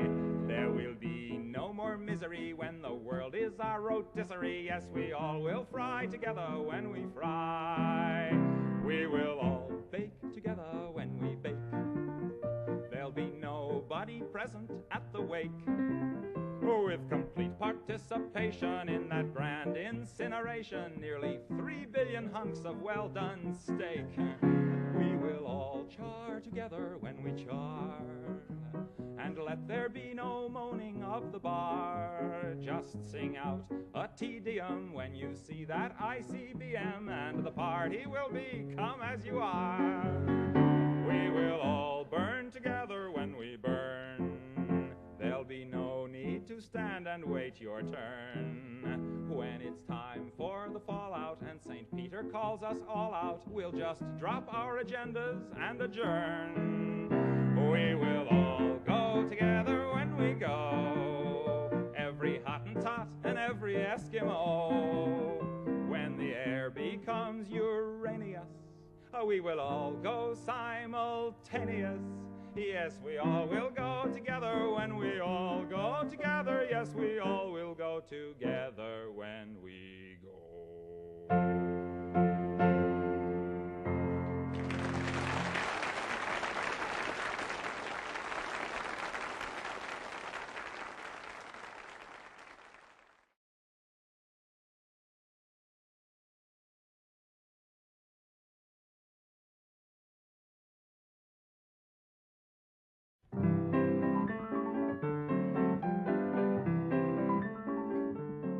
Okay. Okay. Some good old Tom Lair. You gotta love it. You gotta love it. We're all clapping for Leaks Peace. Oh, man. Da da da da da. Do you like Need for Speed or other racing games? Ben, I kind of like I will play them occasionally, but like I said, they're kind of like Death Stranding for me. They're the rainy day game you play when you just want to vibe and chill out and turn your brain off. Like that's when I play those games, and those days aren't super common nowadays, but I do like vibing out to them, or vegging out to them. So yeah.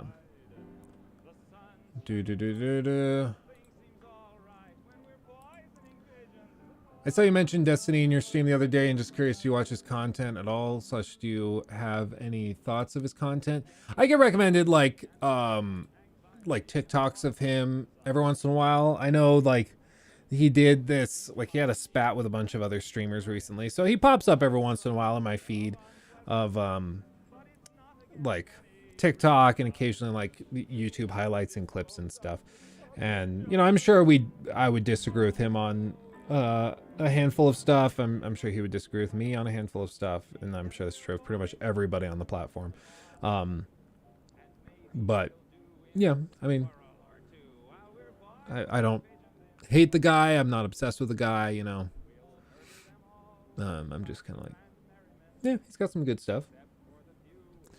Viking Otter, hi, look, I'm back. Got around to deleting my Patreon account since the last time I was in chat. Oh, cool.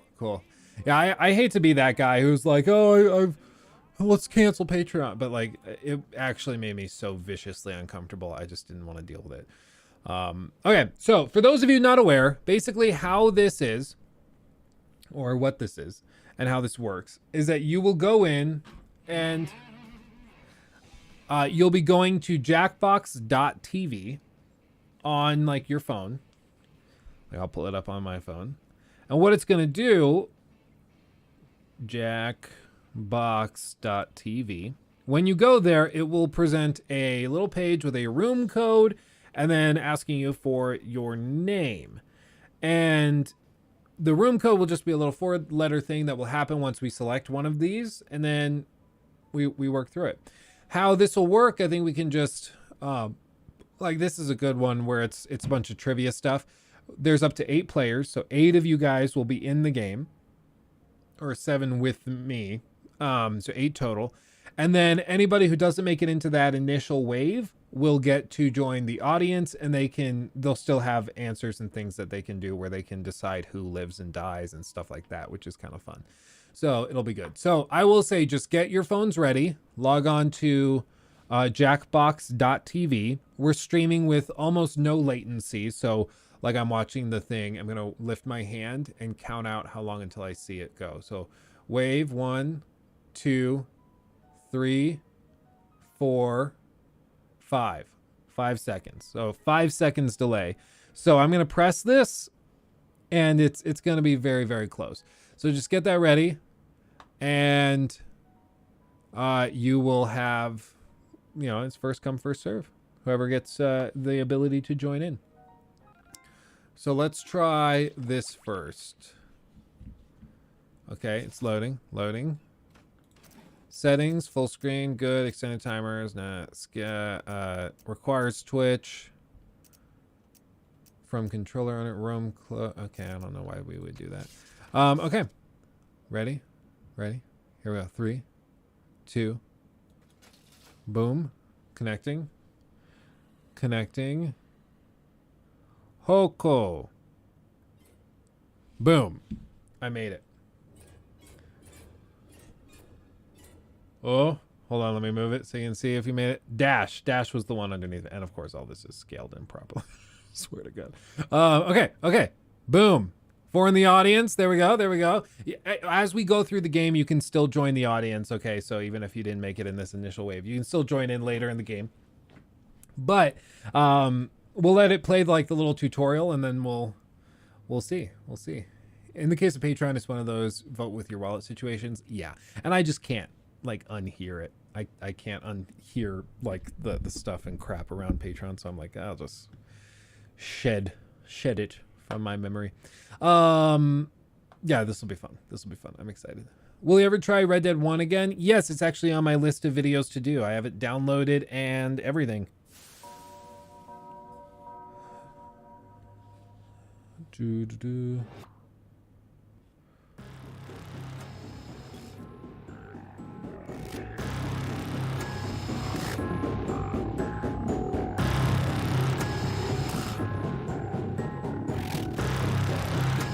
Bat Vader.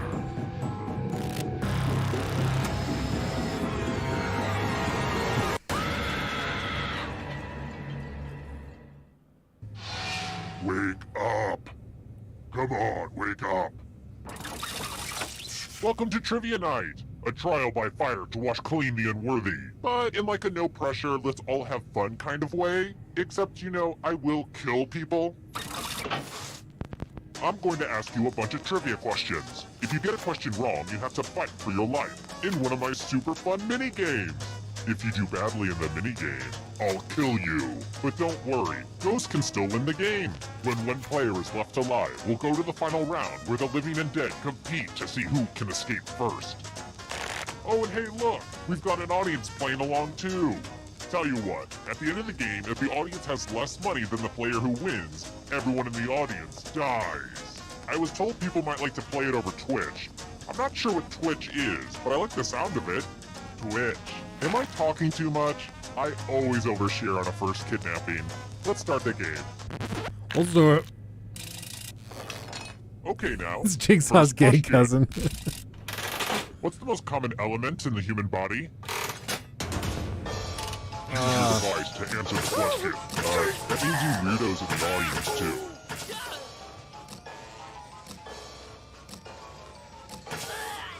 My face cam might cover it a little. Let me swap over here.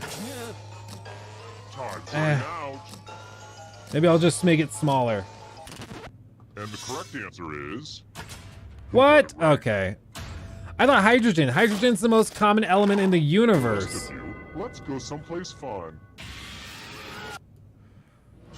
Welcome to the killing floor. There. Let's get artistic up in here. I want to see some masterpieces from you piggies. Okay. Warm, fuzzy feeling. Draw this thing the okay. best you can and press send when you're finished. And then like, what if I put it? Oh my! I can't undo. Oh God. Oh, it's so bad. Oh no. Okay. It's so stupid. Oh my God. It's so dumb. It's so dumb. No access to RDR 1. You can get it through Game Pass with backwards compatibility. Stop pretending you're drawing. So if you have like something a good. Series Just hit S or send. something, you can play it. Now everyone gets to vote. I want you to pick Warm. the worst drawing. It's supposed to be a heart and a sweater, okay? No, I do not want this waiter. Take it Oh, my back. face is still covering it. My patience. I'm is so with done. it. I'm so dead. I'm so out. I'll move it up here. There. Yeah. The votes are in. No way. Wow, tough room, but time to go bye-bye. I was sure I was out. I was sure. See, I wasn't joking when I said I'd kill you. I just totally killed you. But don't worry, ghosts love trivia party games, so you're still in this. You haven't lost or anything. It's about to get incorporeal up in here. Yeah, most of the time the people who end up winning are the ones who Here's how we're died. doing so far. But also know that who you are as a person is just as important. Oh, and let's see how the audience is doing. Yikes. Maybe we shouldn't have checked in with the audience after all. Do better, audience. Okay. That was Alright, close. I next almost question. screwed that up. What's the name of the guy who always screams, Alvin? Everybody loves Earl.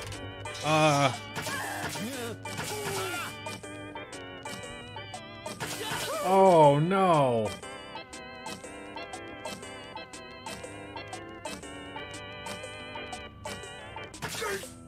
Time's running out. I really don't know. I think. And the correct answer is this. Okay. Which means Oh, only man. you. I have a surprise for you. I thought I could vaguely remember hearing the chipmunks going, Dave. We're going to play chalices. I've given all the safe players a bit of poison to use. Pick a chalice to put your poison in. Okay. So we're going to poison the chalices, and if Dash avoids the poison, then he's okay.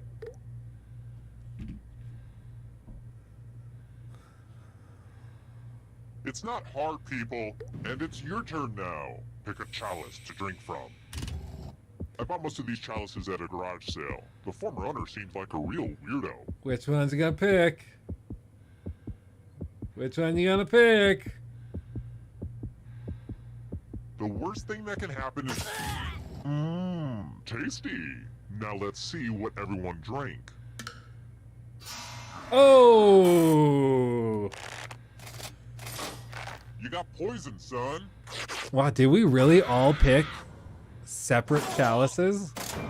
Poison What are the is a odds of tough way that? to go.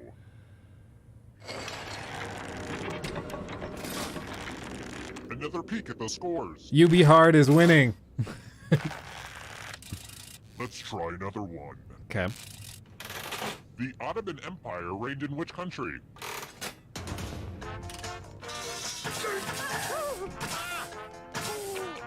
China. Not really. China.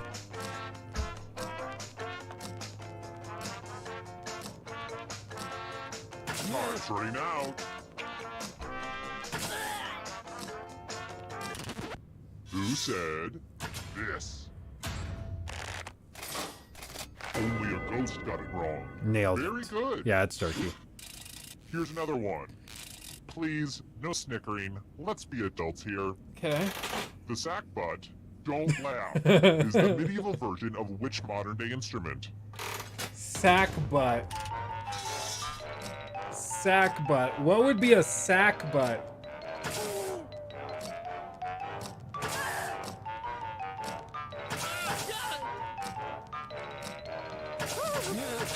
I don't think they had saxophones, and I don't think they had trombones. Who picked this one? What? Really? Okay. The rest of you who are still alive, let's go someplace fun. No idea. I didn't think they had those. Oh, fun! A big Oh, pile this of sucks. moolah. Here's how this is going to work. If no one takes the money, no one dies. But if you do take the money, I'll kill everyone who didn't. There's one catch. If you all take the money, then you all die. Talk It's the amongst prisoner's dilemma. We do nothing. That's how it works. I will say I've previously done this, and then I take all the money. Oh, we did it. Okay, wow. Nobody took the money. This is a good group of people.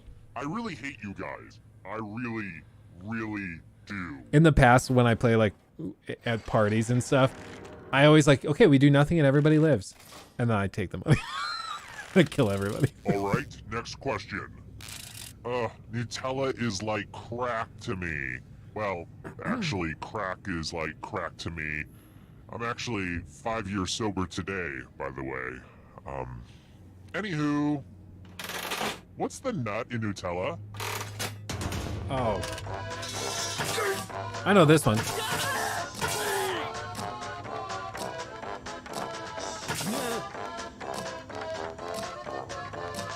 Bam, bam, bam, bam, bam, bam, bam, bam, bam. Time's running out. And the correct answer is this one. Oh, you be hard. No. I want to show you something. It's time for some wordplay. Use letters to spell the longest word you can before time runs out. This is actually how William S. Burroughs wrote some of his stories, but I guess that's not really important right now. Oh, and all these other players get to play along too. Oh. And if any of them spell a longer word than you, you will be punished. Okay, okay. Begin. By the way, the letters don't have to be touchy. And don't forget to press submit when you're done.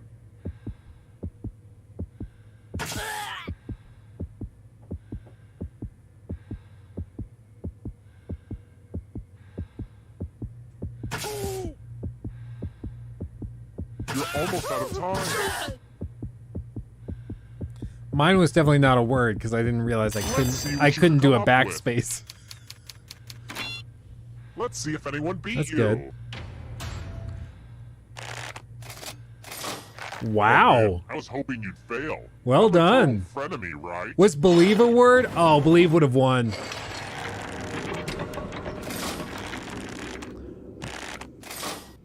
I've got more questions for you. What's a male turkey called? Oh.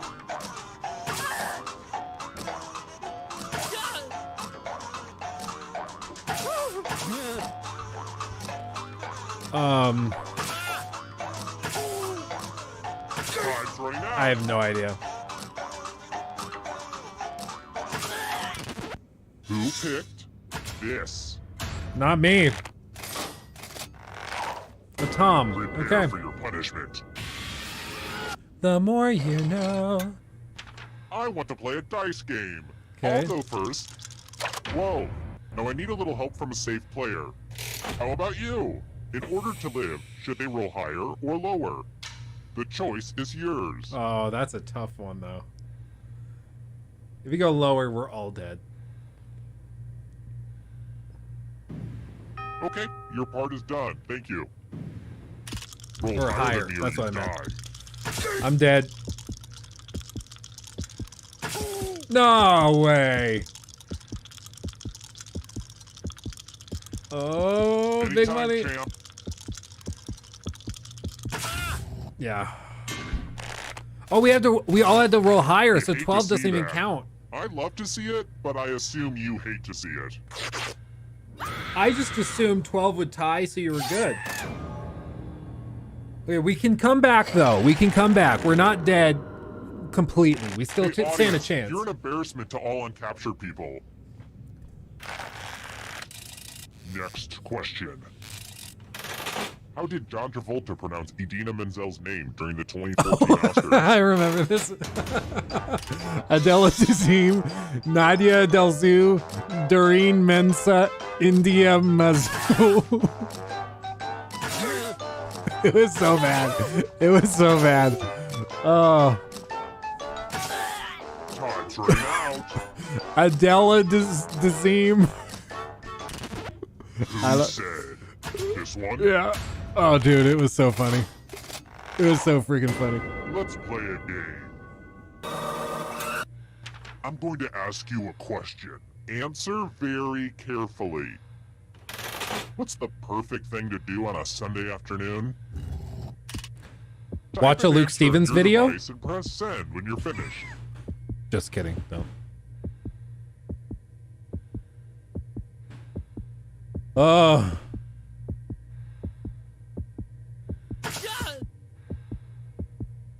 Okay. Now everyone gets to vote. I want you to pick the answer that you hate the most. Oh, that I hate Whoever the wrote most? The answer with the most votes dies. Pick the answer that makes you kind of angry.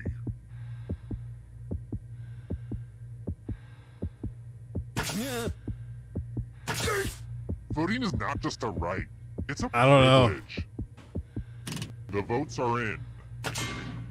Oh. Don't worry, this work is just ahead of its time.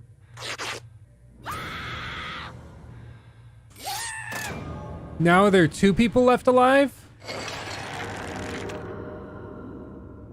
Yeah. Scoreboard time is a good time to relax, let Lucky the tensions of the game and drift away, Aox. and just reconnect with who we are as people. What I'm trying to say is, enjoy this time. Let's try another one. How many actors portrayed the Doctor in Doctor Who before David Tennant, who frankly is the best actor? Oh, the And Brits don't have an argue with unfair me, advantage. I will have no kill you. clue. It's been going on since like the 60s, so it's gotta be a lot, right? No, or was he the 10th Doctor? Was that the big deal? I think maybe... I think that was the big deal. Because I think he was the 10th Doctor. I remember hearing that. Okay. Who said this? Yeah, okay. Too easy. How about this? Shakespeare was cruel. Which character died by getting stabbed through a curtain? Oh shit, I should know this.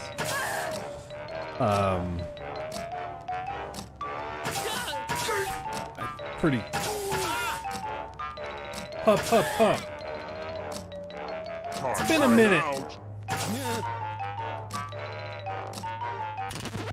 Who picked this Yeah, buddy! one? Prepare for your punishment. Puck is the one in Midsummer Night's Dream. I That's think right. it's time for some senseless violence.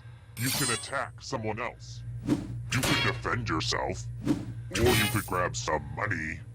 And if no one gets hurt, I will still Thank you, punish Blake. someone. The important thing is that you do your best. Oh, and that you kill someone. Yeah, that is probably the most important thing. What are you gonna do? So Oh! excited! Uh-oh, you missed. You attacked Whoop. someone and didn't kill them? Your weakness must be punished. Oh, nice. If my tiebreaker rules seem complicated, you can check them out on my website. They totally make sense, I swear. Only one of you is still alive. Oh, lucky. You know what that means. Well, look Okay, who's the still finale. alive. Now you just have to escape with your body. I'm going to give you a category.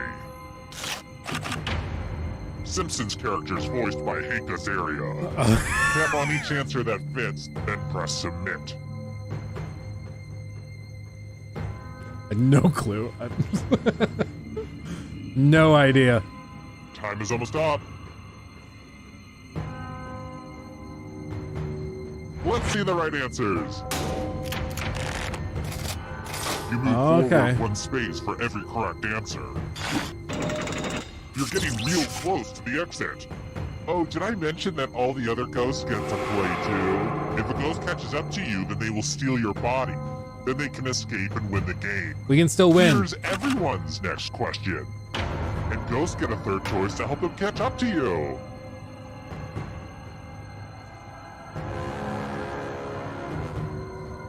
Gonna try to catch up.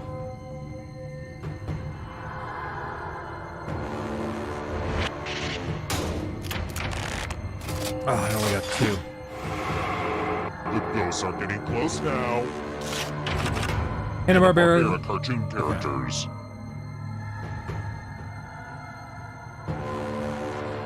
I don't recognize Magilla Gorilla. That's such a weird name. That had to be... That must be something. Did they really just make that up?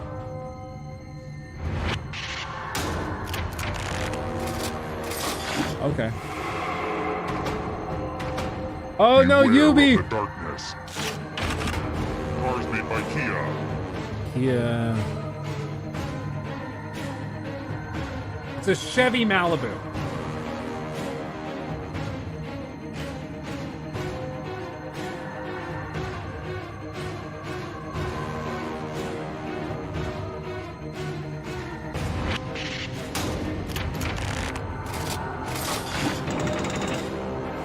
Oh no, You Yubi! got a ghost breathing down your neck.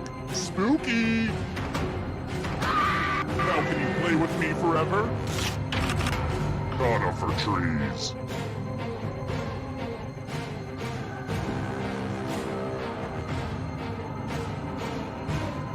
Pretty sure the birch. I don't know about the willow.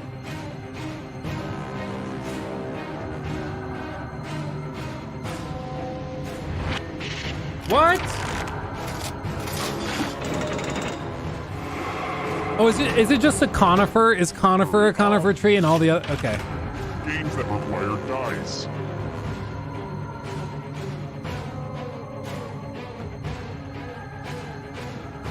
What the hell is Don't Wake Daddy?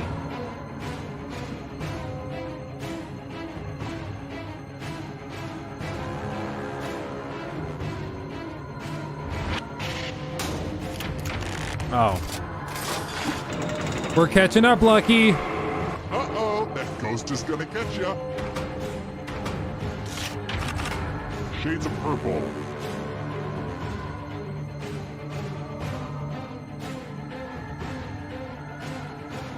Puce. What a wonderful name.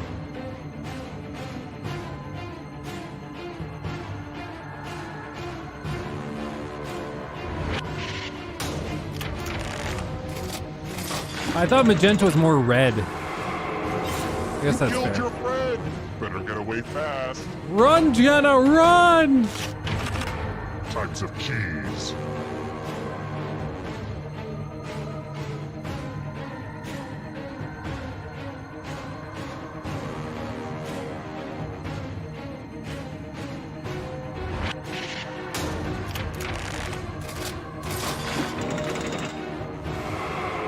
Hey! Another life swap. Water Pokemon. Oh, come on, man.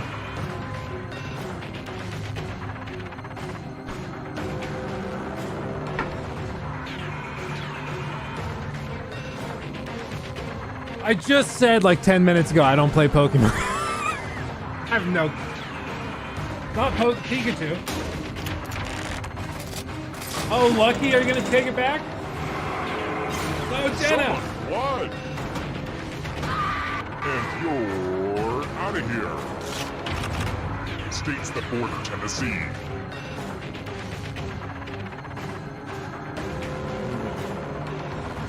I don't think...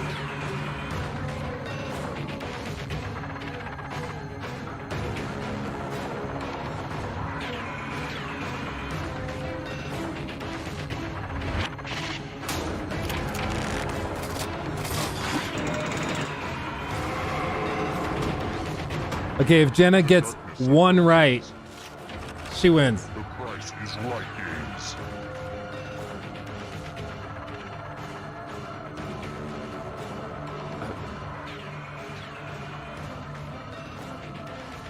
I've never watched a single episode of Price is Right. I have no clue. Oh no, Jenna! Wait, who made it? I was selfishly staring at myself. Oh, it's Louvre! Louvre, you win. Wow. GG's. I was robbed. Yeah, I think the tiebreaker comes down at that point to whoever has the most money. I had the most money though at the end of it. I don't know how. I don't know how that's calculated, but well played, guys. Well played. Reboot franchise. That was good. That was good. See, like, this is fun because it's like random trivia that literally no one has any idea about. Everybody's on the same level. You know, we're all in it. I need a chance of redemption though. Okay, we're gonna do it. We're gonna click it again. And for this one, same thing. First people in with the thing. I would say if you played that last round, probably hang back for a second just so members of the audience could get in again. And get a chance to play on the main stage, just to be fair. But I will hit it and we'll rock and roll. HDIV. Okay. We got Tom behind my face. Nistard, Get Censored, Codex, Taylor, Julian, and Black Reaper. Okay, everybody else can join in to the audience. Voila.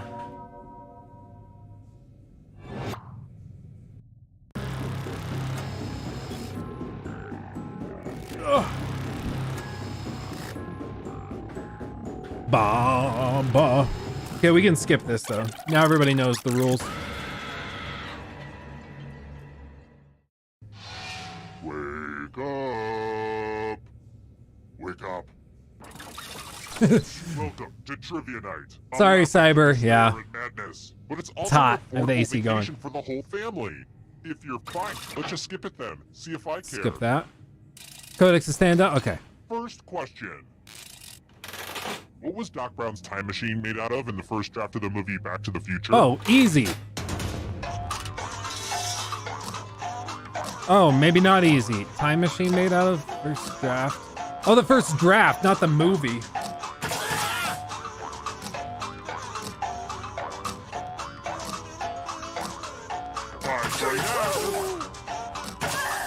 I don't know what the draft was. Why would I know that? And the correct answer is... Okay. Who got the question right? I figured that would be the most, like, reasonable because you can fit inside of it. I have a surprise for you. Welcome to the killing floor. We're going to play the finger cutting game. Oh, this one's Not mean. for the faint of heart or fond of finger. Just choose one of your fingers to cut off. I'm sure you'll do great. Get to cutting.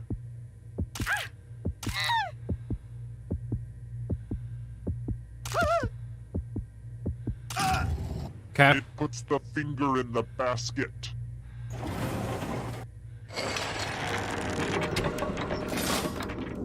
Here's how everyone's doing so far. It's real early though, so don't freak out. Oh, and let's throw the audience a bone. Okay, respectable work, audience. Let's try this again. Who was the butler on Downton Abbey? Oh, come on. Mr. Crawley, Mr. Bates, Mr. Carson, Mr. Branson. Crawley sounds nice. That sounds good. Mr. Crawley. Time's running out. No, my finger. Yeah, see, Wes, it's annoying. And the correct answer is this one. Dude, we all we all got it wrong. Everyone is wrong. You're in for a treat. Sucks to be us. Welcome back to the killing floor. We're going to play chalices. This one. There are 8 chalices. Half of them are poisoned. Pick a chalice to drink from. I'm pretty excited to show off my chalice collection. Okay.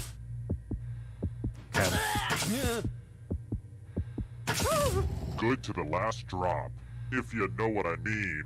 Now let's see what everyone drank. Damn it. We're all dead? This was inevitable.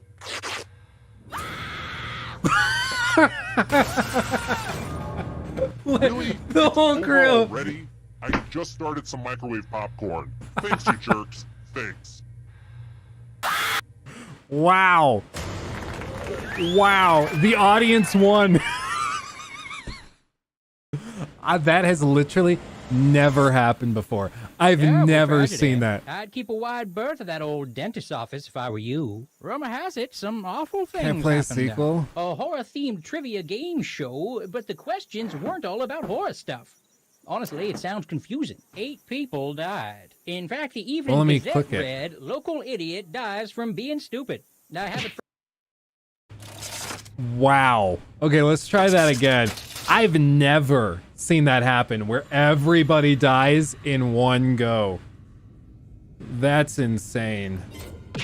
Oh wait, hold on. I have to get in so that I can like start it off and do the VIP thing. That was insane. I've never seen that before. Oh, wow. Wow. It was tremendous, though. It was tremendous. One more. The audience. That's funny. One more. We got one more. One more person. Any takers? Taylor. Okay, thank you, Taylor.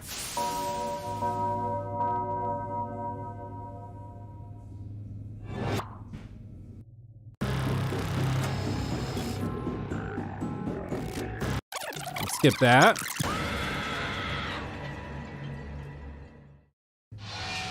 Wake up. Wake up! Hey, welcome to Trivia Night! A gauntlet of pain and judgment. Let's give that. I can pick up social cues. I'll shut up. I don't want to feel dumb again. Okay, here we go. Alright, first question.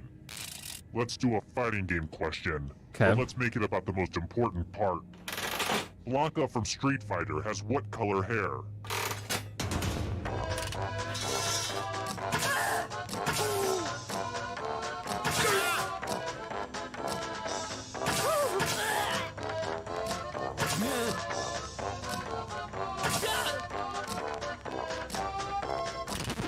And the correct answer is...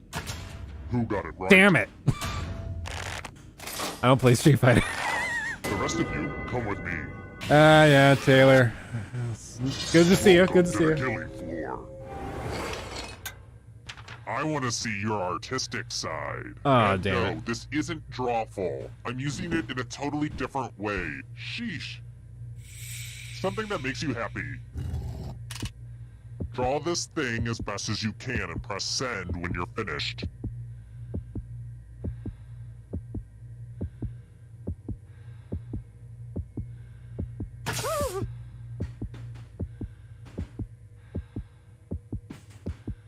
I'm gonna stay quiet.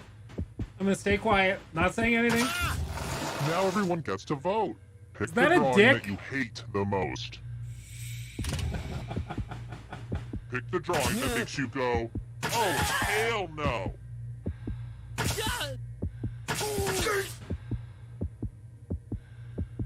The votes are in. I didn't draw. Personally, I kind of like it. No way. The people have spoken. I didn't even draw. I didn't even draw. I think you found your true calling as a splatter artist. Here's how everybody. Well, yeah, votes was that so a dick? far. It looked like a It's real dick. early Was it votes, not a don't dick? freak out. Oh, and let's see how the audience is doing. The audience is definitely in the mix there. We'll see how it goes for them. Okay, okay. All right, next question.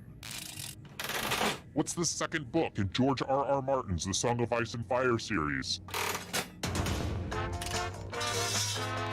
Dances with Wolves.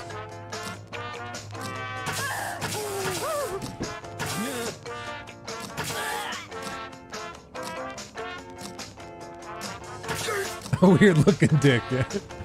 Oh, this is meant to be a PS5 controller?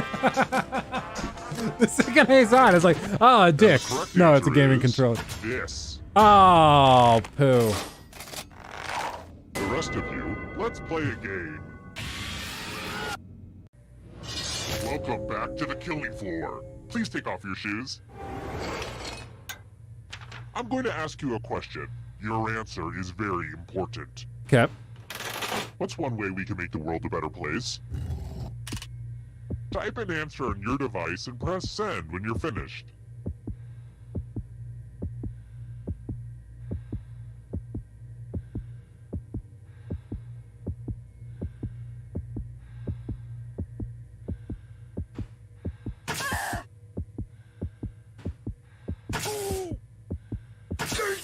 Write something now or you'll be a ghostwriter. Now everyone gets to vote. Pick which of these answers you hate the most. Free PS5, delete Twitter, Person who wants forced the answer with the taxidermy most of the votes will elderly, die. wives not getting mad at us watching You can porn, do it. and One of these COVID the answers was sequel. written by someone who deserves punishment.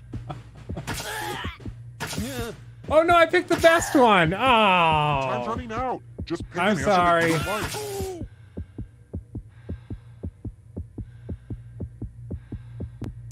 The votes are in. Sorry, actually I'm really sorry, enjoyed what Undead. you thought, I rules are picked that rules. one because it was my favorite. I didn't realize until after I picked it that it was picked the worst one. My bad. My bad. The third one was mine. Forced taxidermy of the elderly. I don't. Here's another one. What is the highest mountain in the Alps?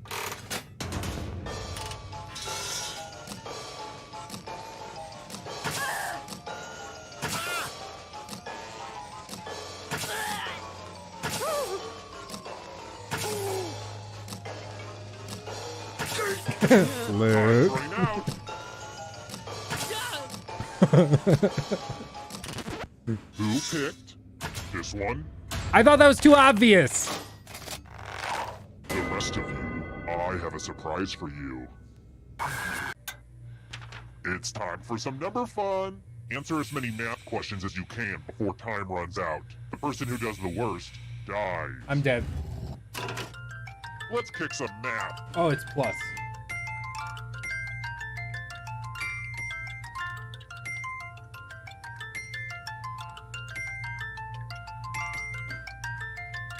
Keep going. I believe in you.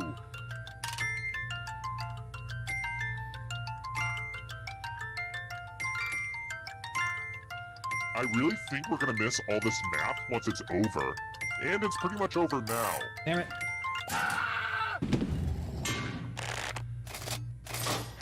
Every math class needs a remedial student. Yay, Put math. these down. Didn't you know one day math would kill you?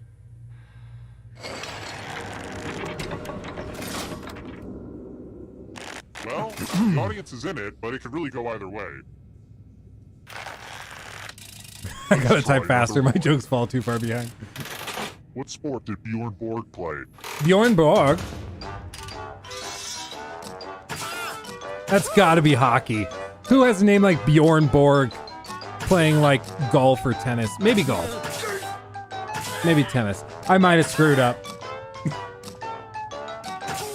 Time's running out. And the correct answer is this. How does everyone know that? How does everyone know The that? rest of you, let's go someplace fun. It's time for a memory game. Memorize the pattern. Oh, crap.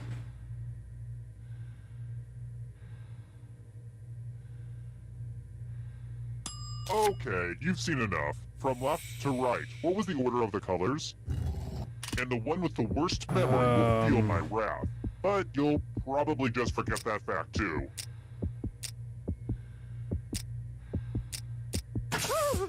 I kind of guessed on this one.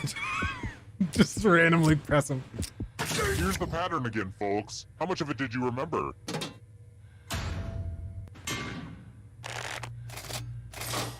You're all equally forgetful. I'm going to enjoy this. I was focused on the objects. I was focused on, like, you know, the knife, grenade.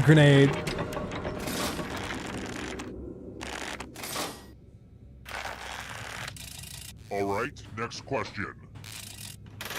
Which meat is traditionally cooked in the dish coq au vin? Coquevin.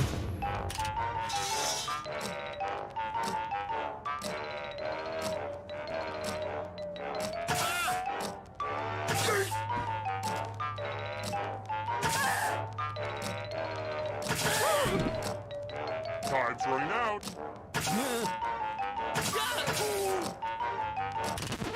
Who picked this one? The rest of you who are still alive, prepare for your punishment. Ugh, look at this mess.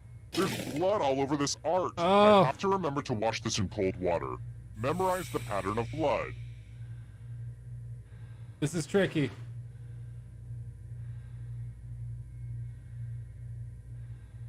Alright, that's enough time.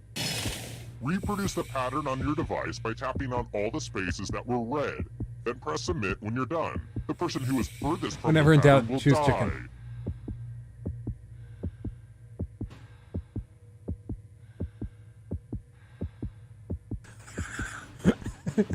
Python, I saw that message. That's funny. If you don't have it by now, I think you're right. guessing.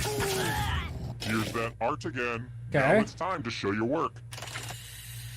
Oh, 94 and 91. Those are very Now good. That will be done to you. That's very good. Are you planning any deep dive game critiques soon? Yeah, we're gonna go through and re-critique God of War 2018 in time for the new one. Done. Working on it Next now. question. I know this because I'm addicted to the Great British Bake Off. What nut is used to make marzipan?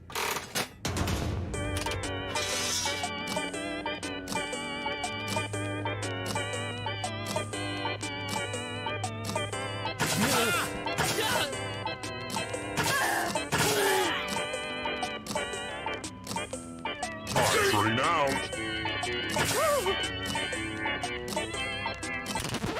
And the correct answer is this. Almonds. Come with me. I haven't made enough marzipan. Nothing says, yep, you're Oh, this- probably this gonna one's die tough. than taking a spin at the loser wheel. Why aren't you spinning the wheel? I'm rooting. I've literally never seen someone get life. Spin. Never seen it happen. It's always death. Yeah. Yes! Wow! This thing has paid for itself 10 times over.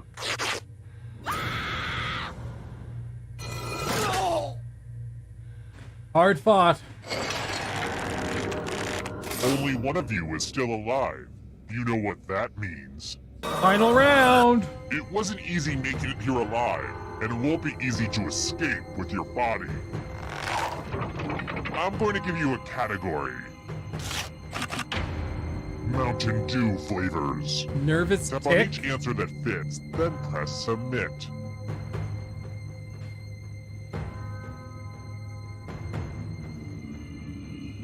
I don't recognize either Anytime of today, those. kiddo. Let's see the right answers. Yeah. You move forward one space for every correct answer. You're getting real close to the exit. Oh, did I mention that all the other ghosts get to play too? If a ghost catches up to you, then they will steal your body. Then they can escape and win the game. Here's everyone's next question. And ghosts get a third choice to help them catch up to you.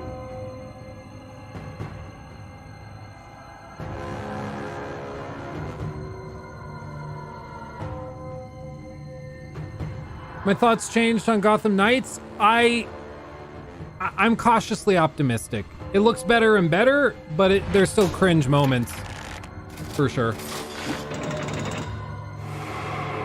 The ghosts are catching up. Chemical elements.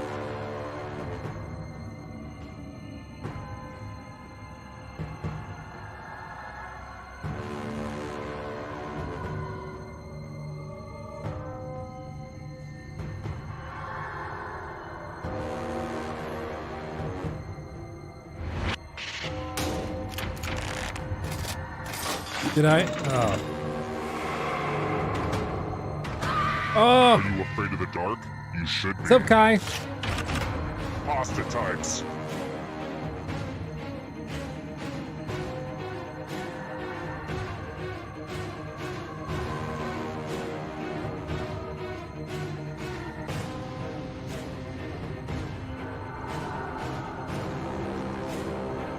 They all sound like some rich ass pasta.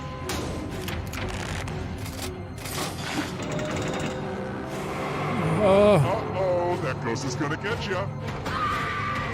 he killed the audience. Suffering awaits. Phases of the moon.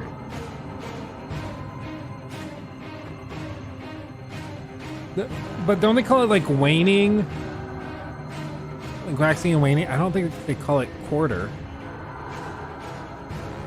Like crescent moon, like that type of thing. I don't know if they call it the last quarter. I don't know. What do I know? I'm going to have to punish my writers.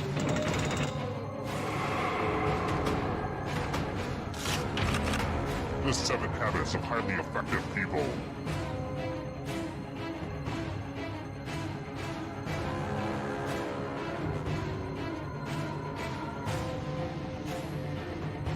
I haven't looked through that book in ages.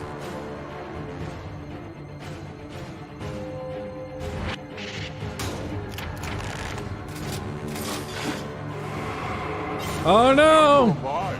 What a crazy game, am I right? The shadows are coming. Candy bars with nougat. I don't think I've ever seen a symphony bar. Milky Way is just caramel. No, it's not caramel. It's the, it's a really good filling. It's good, but I don't think it's nougat. Is it? I don't know. Just do the opposite of whatever I say. Who will win? It all rides on this. Erectile dysfunction drugs.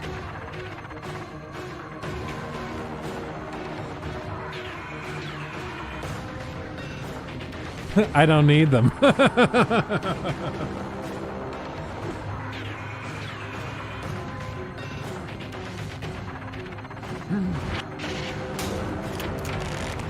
Dime tap sounded right. Hurry up. Hostess snacking products.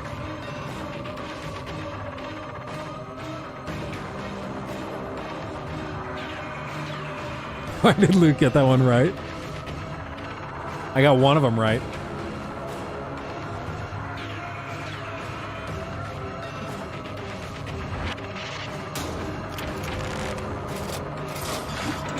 Hey, you did it.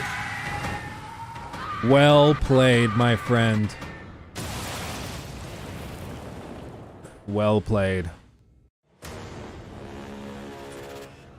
I finished with a score of $6,100. That first game we played, I had 13,000. Dang, man. That was good. That was good. Just plowed through. That last round, I just could not get it going. Could not make it happen. Classic. Yeah, I choked at the end. Yeah. It's bound to happen. It's bound to happen.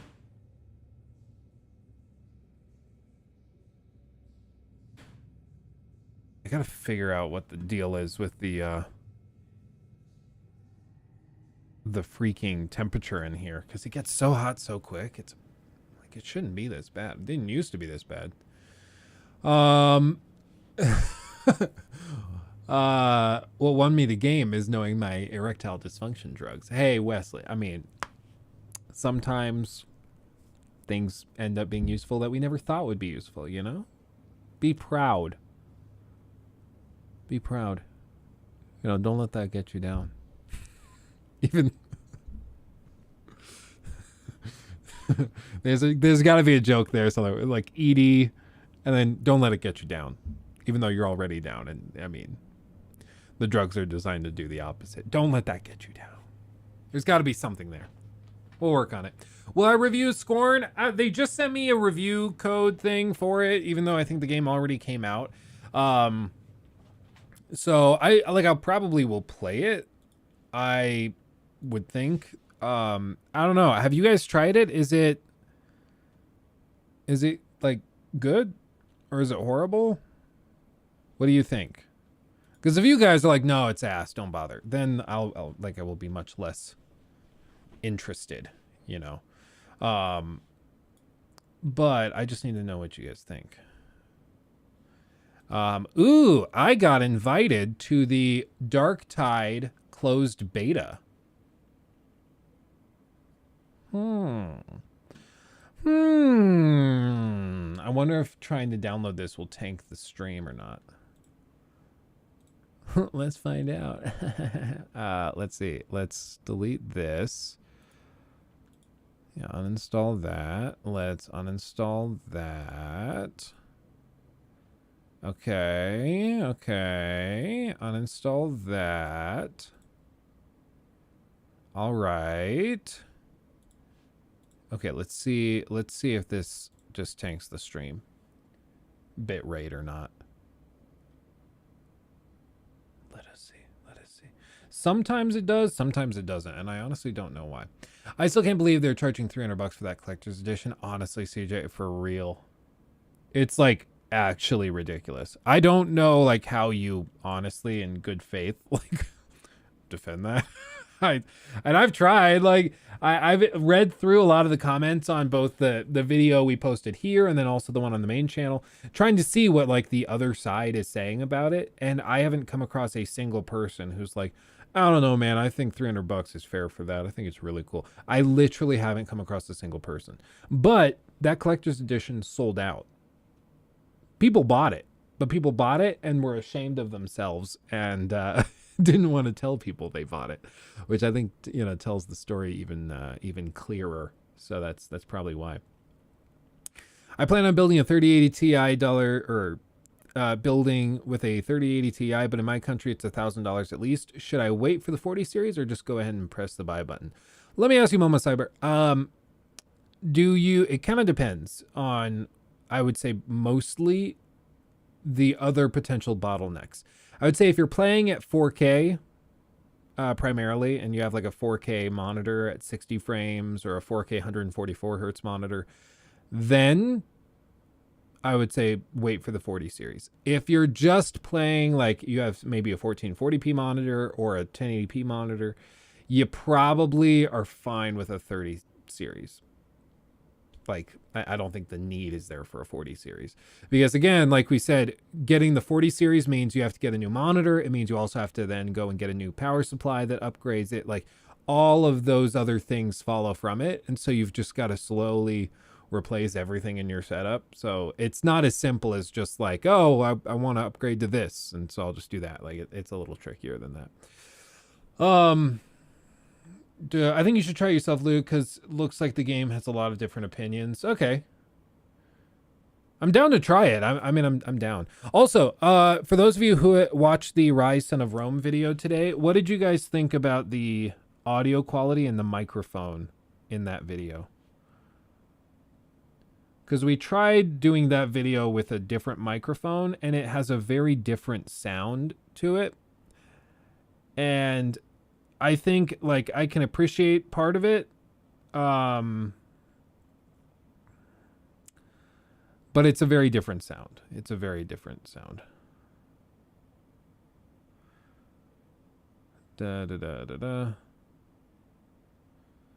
Hold on, I'm just adjusting the title for this.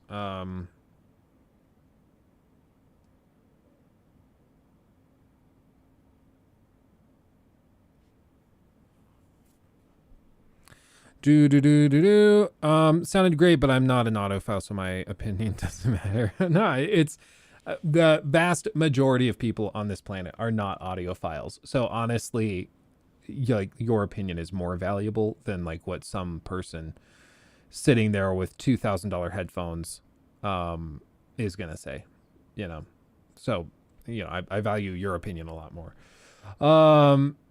It sounded good, but I could tell it was changed a little bit. Yeah, it's a microphone that's very... It has a lot more clarity and detail in it. It's a lot brighter and crisper, but that's like the polar opposite of this microphone. This microphone is much deeper and grittier, kind of the standard podcaster broadcast microphone. So like they're just very, very different. All I noticed was the shape of it changed. Yeah, it's like... Because that microphone... is this like this is that microphone compared to this thing. So you can see it's just very, very different. This thing costs like almost 3 times what this microphone costs though, and this microphone is commonly used, like pretty much any TV show you probably watch is filmed using this microphone. Like this is the microphone that they put in the boom arm that sits above like the actors when they perform. This is it. And it looks like just a stick, yeah. But it's, this thing sounds great. It's just very, very different than what this is meant to be. The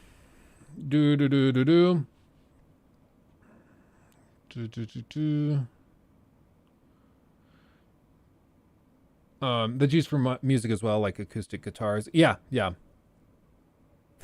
He's casually waving around. Harry Potter. The boy who lived, come to die. Like, yeah, that's good. You can see that. Luke, stop playing with the very expensive equipment. Stop it. Yeah, it's a shotgun mic. It's great. Like, it's extremely precise. MKBHD uses this for all of his stuff, you'll notice. So, it's a fantastic microphone. But it's just very Bobcat. I just that's horrible. Oh, yeah, I struck back in time. But it's like it's great, but it's not really super ideal for like this setup, because normally you would set this thing like up there and it would shoot down, and then you would pick up all the audio without it being in my face. Like it would just pick up the audio organically. But in this space, because I have computers and stuff, the fans go, it picks some of that up because it's not magic. It still picks up some on the sides, even though it's a shotgun mic. So like, it's fine. It's fine. Why the soy face for the thumbnail? To attract all the soy boys, which is presumably why you clicked on it, I would assume. So it's working. Do you think GTA will get announced soon? They have an investors meeting in mid-November, I believe is when it's like November 12th or something like that.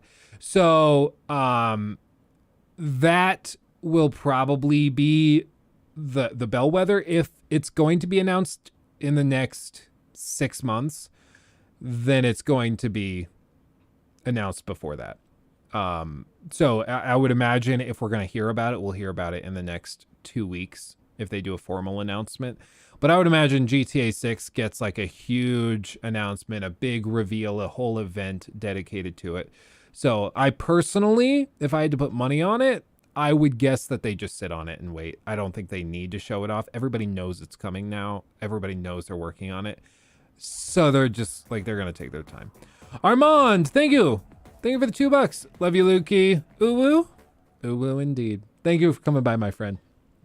And thank you for the $2. So I would absolutely say that, like, I don't think they need to reveal it. And if they don't need to reveal it, then I just don't see.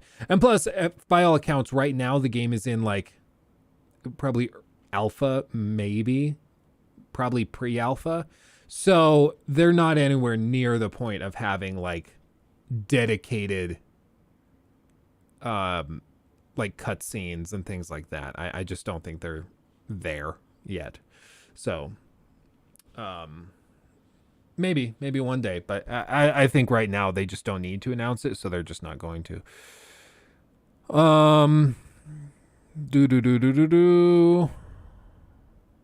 So it's not necessarily intended for being up in the face for streaming. Yeah, like voice actors use this a lot. Like they did some of the voice acting for God of War when they had to reshoot sequences and re-record the audio. They redid a lot of the audio with this microphone in the same way that you see, like where it's just pretty much set up like this and it's just used as a voiceover microphone. And it's because it's a tremendously accurate microphone and it sounds great.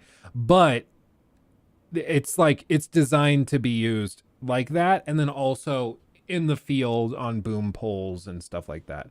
So it's just different.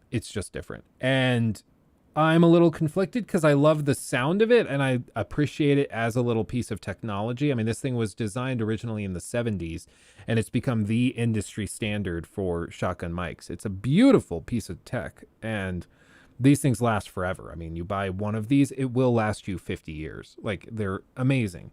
And they're also, like, as far as tech investments go, like, this will be worth the same amount I paid for it, minus maybe $50, like 10 years from now, because they're just well built and they always work. And sound equipment, weirdly, has a break-in period. People forget that, but really good audio has a break-in period. Some very nice, like Bowers and Wilkins speakers, people will pay more for them after they've been used for, say, 100 hours because they break in a little. So it's just different. But like, I can even show you. Here. Damn it. This is the foam screen. Reminds me of Gonzo. You guys remember the Muppets with Gonzo and the nose? That was like all foam and gross. His nose always grossed me out. It's like putting on a microphone condom, I swear to God. Except you can't roll it. There we go. Okay, so we have that. And let me mute this, and I'll just show you the comparison I'm rolling over cables. Okay, so little vocal memory. Remember what this sounds like, right? It's like kind of boomy. It focuses a lot on the low end. It's pretty bass heavy, and it just is the classic broadcast sound, right? Okay, I'm gonna mute and then I'm gonna swap mics.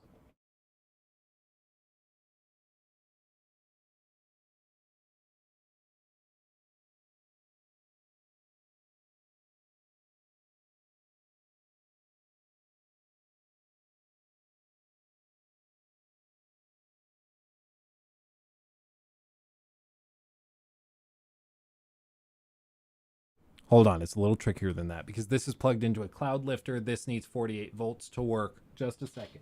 I need one cable. I have a basket here filled with all sorts of audio cables and things I was going to take up and pack away in the garage. Okay, note this sound. Note this boom, boom, boom. Ooh, it's so intense. Oh, I'm going to plug this in here.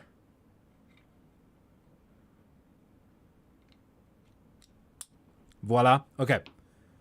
Just a moment.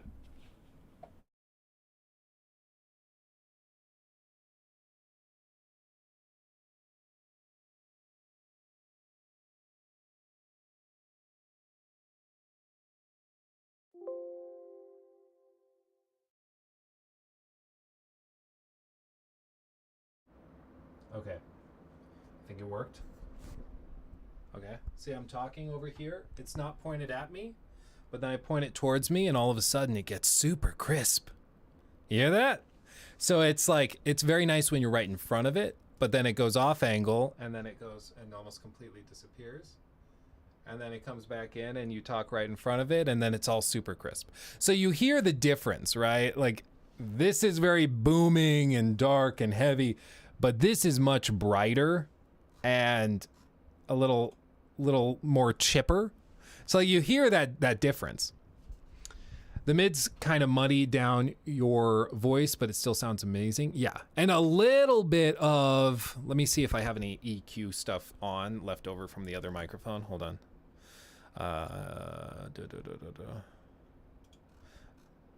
Here, that's with a compressor. Okay, this is without the compressor. There we go.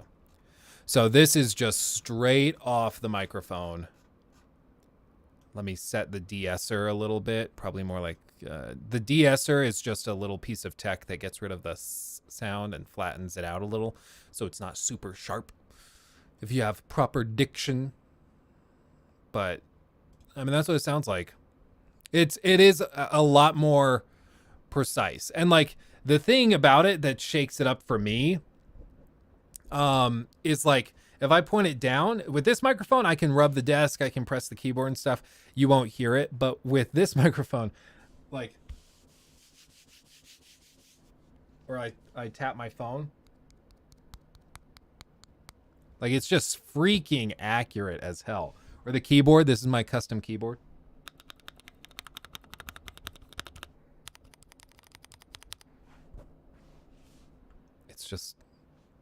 It's freaking accurate. Yeah, honestly, this is probably like the ideal ASMR microphone for real. To be honest, I don't have an ear for such things. I don't really hear a difference. That's totally fine. That's totally fine. You will end up saving a lot of money if you are satisfied with a solid microphone and you don't like start trying to change stuff randomly.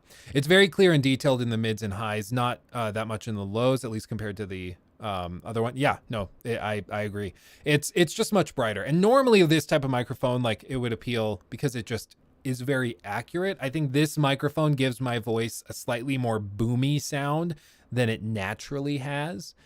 Like this is probably much more accurate to how my voice sounds like if we were to talk in person.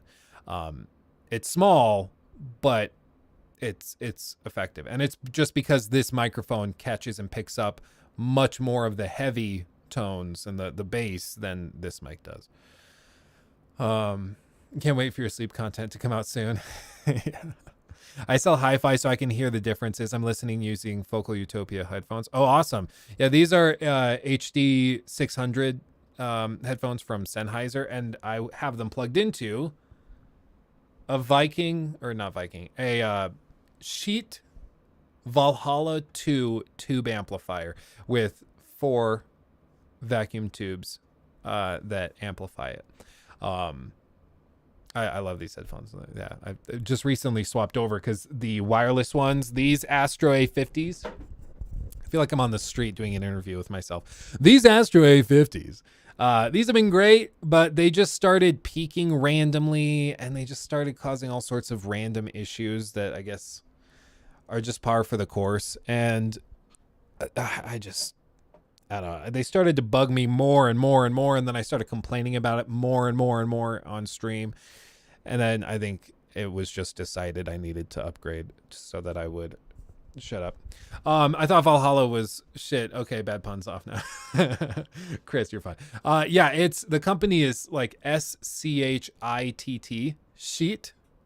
It's like a German brand, but they're a very, very good amplifier brand. They make amazing stuff, and they make these amazing headphone amplifiers that are just extremely impressive, just wonderful.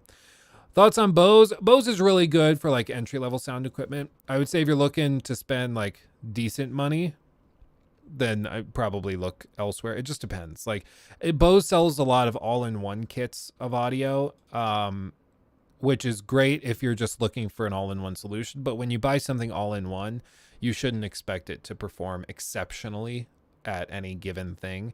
In the same way, like you buy an all-in-one gaming PC kit from Best Buy, it's probably going to be serviceable if you're just looking for an easy fix. But is it going to be the best at anything it does? No. So like we would joke when I sold nice Bose or nice sound equipment and home theater stuff when I worked with Magnolia Home Theater, we would joke that Bose stood for buy other sound equipment. And it's just because it's like, it's not terrible. Like, it's not bad speakers and stuff. But if you're going to spend the kind of money Bose charges for their nicer stuff, you should be spending it on other things.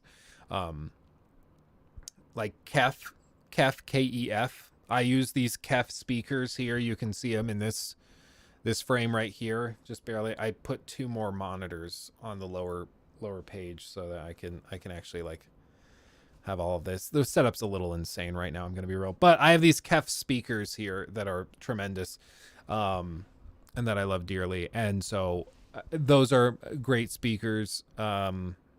Sennheiser makes great headphones, but you need to power them properly. Like these headphones can technically run off of the Go XLR, but the Go XLR, they say, probably like 150 ohm impedance headphones is the max we can handle. Anything above that, you're going to want to get a dedicated amplifier. You can plug these things into the Go XLR. They'll play sound.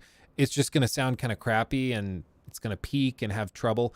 Whereas this thing, the signal goes in here, this amplifies it, and all it does is power these headphones. That's all that whole brick does. This whole thing, all it does is power these. And it sounds tremendous. Let's see. Yeah, we make the same Bose joke here. Yeah. A bit overpriced. Their wireless headphones are good. Everything else is shit, yeah.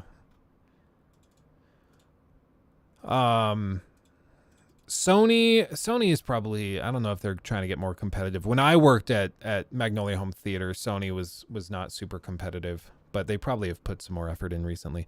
When are we getting a long critique? I'm working on actually I have on this monitor pulled up the script for the God of War re-critique that I want to do, and I'm hoping to tackle that relatively soon. I'm not super happy with where the script is right now. I've got to do some tweaks and changes and stuff, and I'm going to cut some stuff, and then I'm going to add a new section. So I'm just working around it.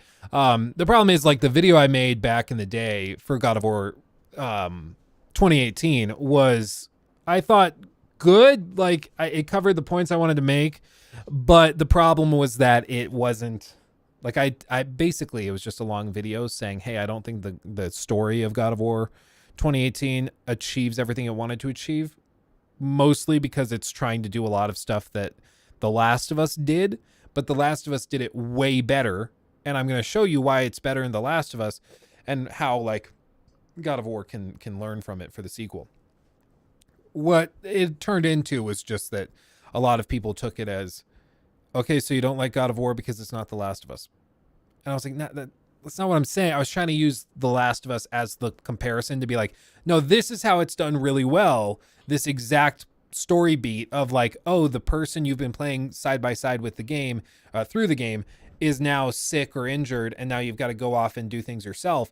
That's something that The Last of Us did with Joel getting impaled, where you go off and you play as Ellie. And then like in God of War, they do it with Atreus getting sick, and then you've got to go off and go to Helheim by yourself. So I'm like, that exact story beat was done in The Last of Us, but it was done way better in The Last of Us, and I'm going to show you why. And I'm going to explain and compare it. People kind of missed the point, and I think I didn't communicate it super clearly. And at the time I released the video, it just came off as me being like, oh, I have a problem with this, and the reason it's not as good is because it's not The Last of Us. And so it's, I get it. I get why people were saying that. But that being said, this re-critique is going to be my attempt to just look at the game comprehensively from a current modern viewpoint, give it like as fair a shot as I can manage, and then also try to avoid just making those bland, broad, sweeping comparisons if I can help it. Just because I think it usually does more harm than good, you know. And that's a lesson I've learned. Tulip, good evening, everyone. Just got here from the Rise video. Awesome, Tulip. Glad to have you. Welcome, welcome.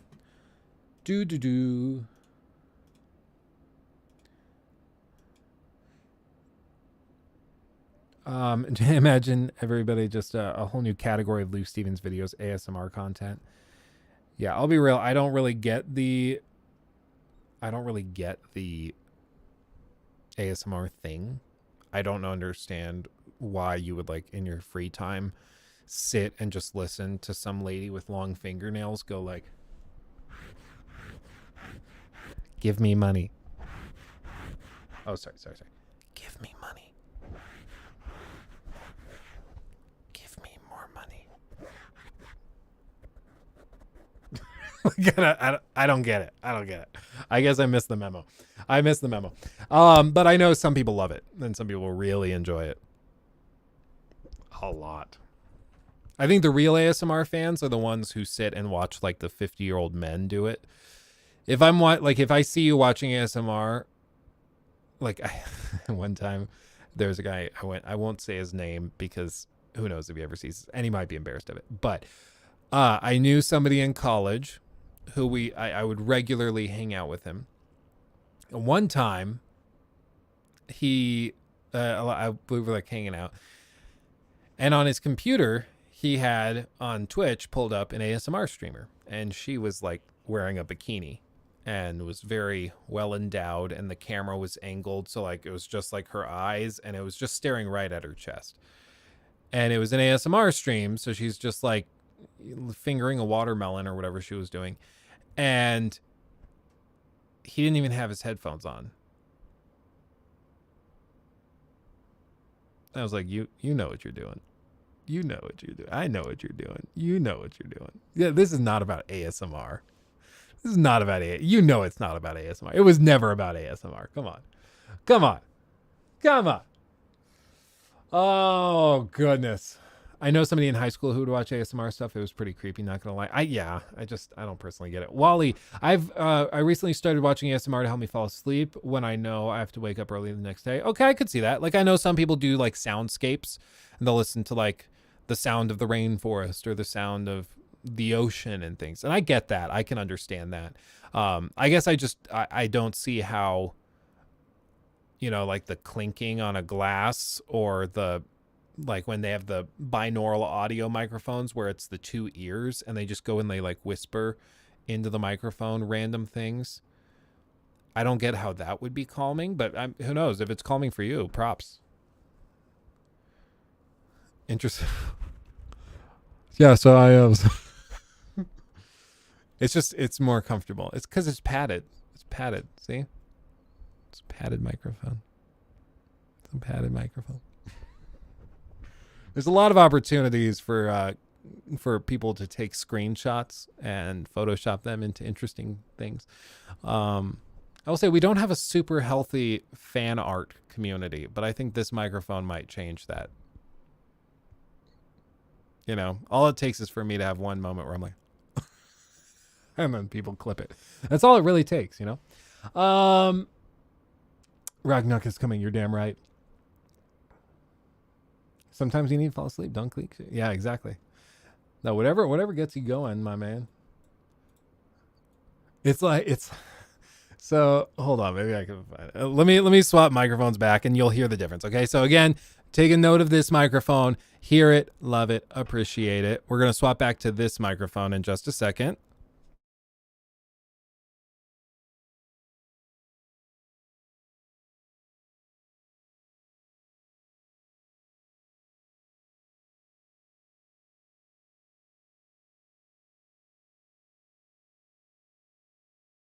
And we're back.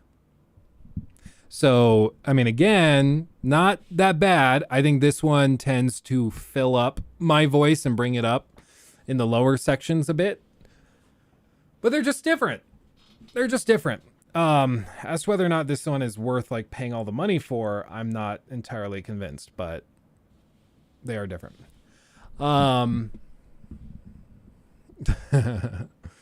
Let's see. Corey, your thumbnail kind of looks like you're being forced in a hostage situation where you got to prove to the UN that you're fine. I'm fine. Come play games with me. Oh, yeah. Oh, yeah. Oh, yeah. But what I was going to say is that whole thing of like, no kink shames, of course. It reminded me of this. Hold on. Where is it? There it is. Hold on.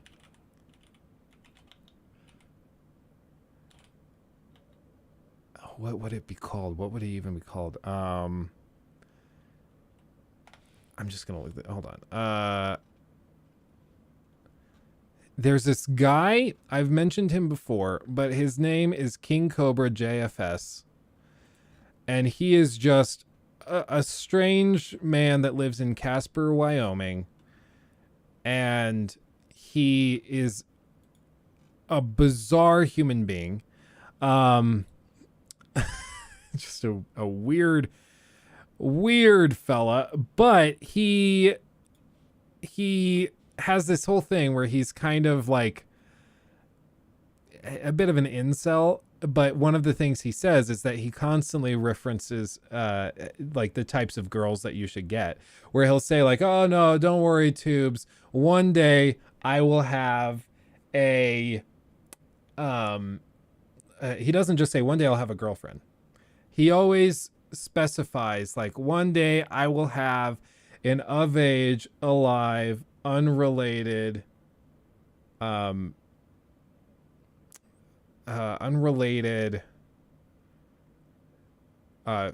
female born. Like he has 6 or 7 things he lists because he doesn't want to get called like a pedophile or transphobic or this or that. So he throws out all these of age, alive, feminine identifying. Like he throws out all of these, and it's always just so thoroughly entertaining. What kind of dick pills is Cobra taking? Yeah, they're called King Cobra dick pills. He's just a weird dude. A 12-pack of Bud Light in my system right now. I'm feeling pretty groovy. And he's like drunk 95% of the time. But he does these like 7-hour streams where he just gets plastered. What's up, fella? So like if you guys ever hear me say that's most definitely what's up, that's what I'm referring to is this guy. I'll go on the stream whenever I want to, dude. Go fuck yourself. So like you see he gets super drunk. I've spent several years Okay, just wait. being patriotic. Fuck the haters! And that's how I feel. Then he just passes out on stream for like 3-4 hours. Stupid fucking liar. Fuck you. And he has like whole shouting matches with this. Hold on. Thank you, Tanner. It should read this. Tanner Kading donated $4.99 through Super Chat. Thank you. Been really enjoying the YT live streams. Been subbed for a few years. Love all of the content, man. Keep it up. Awesome. Folded hands, light skin tone. Folded hand, light skin tone. Thank you, my friend. Thank you. I appreciate you. And I'm glad you're coming by. I'm glad people are jumping out to the YouTube live streams who didn't love Twitch, and we're getting a lot of cool people coming out. So I'm glad to hear from you, my friend. And thank you for the $4.99. Very generous. I appreciate you. He looks like he's struggling. So this guy, like, you can go and you can see videos that the community of the Cobros and the people that follow him, you can see videos of him going back to like 2010. He's been uploading since then, since he was like in his teens. Now he's like 31, 32. But what's happened is early on, he was kind of endearing. Like, he was just a guy who was weird, but he worked his butt off to try and make something of himself. Even though like genetically he wasn't dealt a great hand. He just worked his butt off to try and make something of himself, which is pretty admirable. But over time, he's just slowly like fallen apart and gotten to the point where now anybody who says like, hey dude, you gotta go get some help. Like, you are an alcoholic. You are flat plaster drunk 95% of the time. And you stream it all, like, you need help. And then he's just like, it's a troll, it's a hater. Like, at this point, his trolls and haters are just people telling him that he's an alcoholic and he needs help, but he doesn't want to listen to it. And so he's currently, like, people have been following him for years and years and years, and he was doing really well, and then he started to kind of fall off a few years ago, get into some trouble. And now he's like at rock bottom. And so everybody's hoping that he just figures it out and solves it and gets, clean and stops drinking so much. But in the meantime, he does stuff like this while insisting that he's an amazing human being. Fuck you. So watch, he tries to get up. You don't like being beat up. You don't like it. You don't like it. You don't fucking like it. Then maybe you shouldn't fucking go against the grain. Oh. Stupid. Fuck. Beat you up, you piece of shit. And then if he's told, like, dude, maybe you should hop off stream, he tells you you're a troll. But look how drunk he is. God damn it! Broke my fucking cigarette. Fuck! I'm sorry.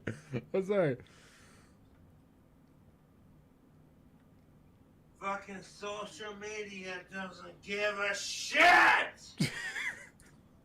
So like, he's technically what's known as a lol cow, right? So kind of like a Chris Chan type character, or a DSP, where he's just kind of like a kind of bad guy. Like, he's just not a great dude. He just sits on like cam and e-begs all day. And when people kind of give him crap for it, he comes back and he calls them trolls. And then he just meanwhile gets super plastered. He'll get people that donate like $20 for him to go get food, and he'll spend it all on cigarettes and booze. And so at this point, he's just like live streaming his slow descent into alcoholism, and people keep trying to help him and be like, dude, go get some help, man. Like, but it's fascinating to watch. And this guy lives relatively close. He's a few hours away from me. But like my brothers, they're very close to him. They're very close to him. But like, you see how he is in this video? If we go back, look at this video from him in back in the day. Here it is. Hey YouTube, this is King Cobra. So this is him in like his early 20s. I got paid Wednesday. And he was just like he was working at Wendy's. He was trying to make something of himself. He was like a little goth emo kid, but it wasn't that big of a deal. Like, it was weirdly admirable. Like, he had more drive to make something of himself than most people do, because he didn't have a great, you know, genetic card dealt to him. But he still works his butt off, and he would still go and work graveyard shifts at Wendy's to try to do it. But in this video, this is infamous. He decided he was going to dye his hair on stream. But like, because he thought he had the day off. But watch what happens.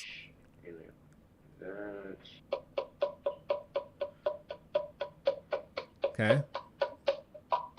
Shake it up. Make the hair dye. Okay.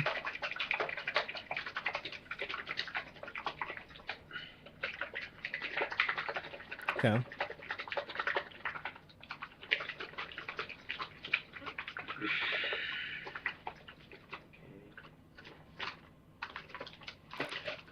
Oh, he's got a phone call. Hello. Oh, what were you saying? No, I was shopping.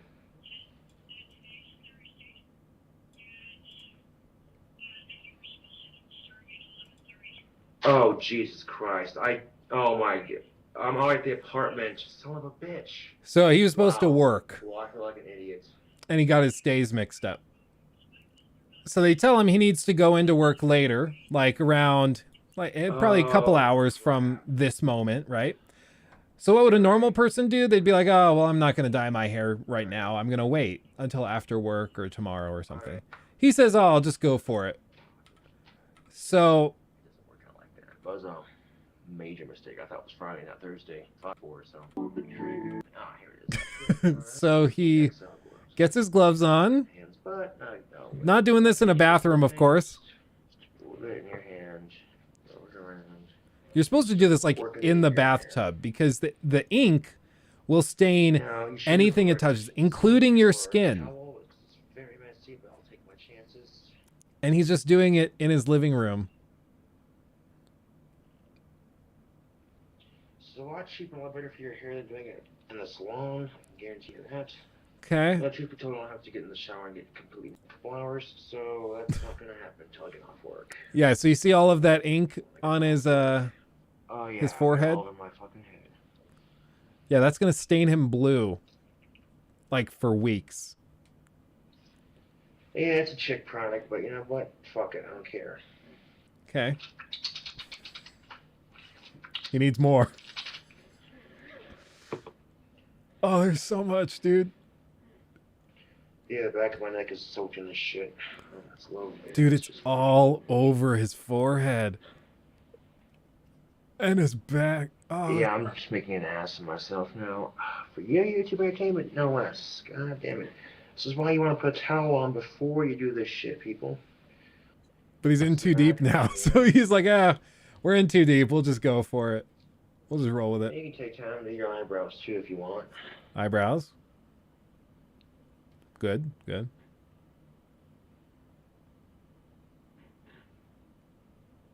Do my mustache too. Oh yeah.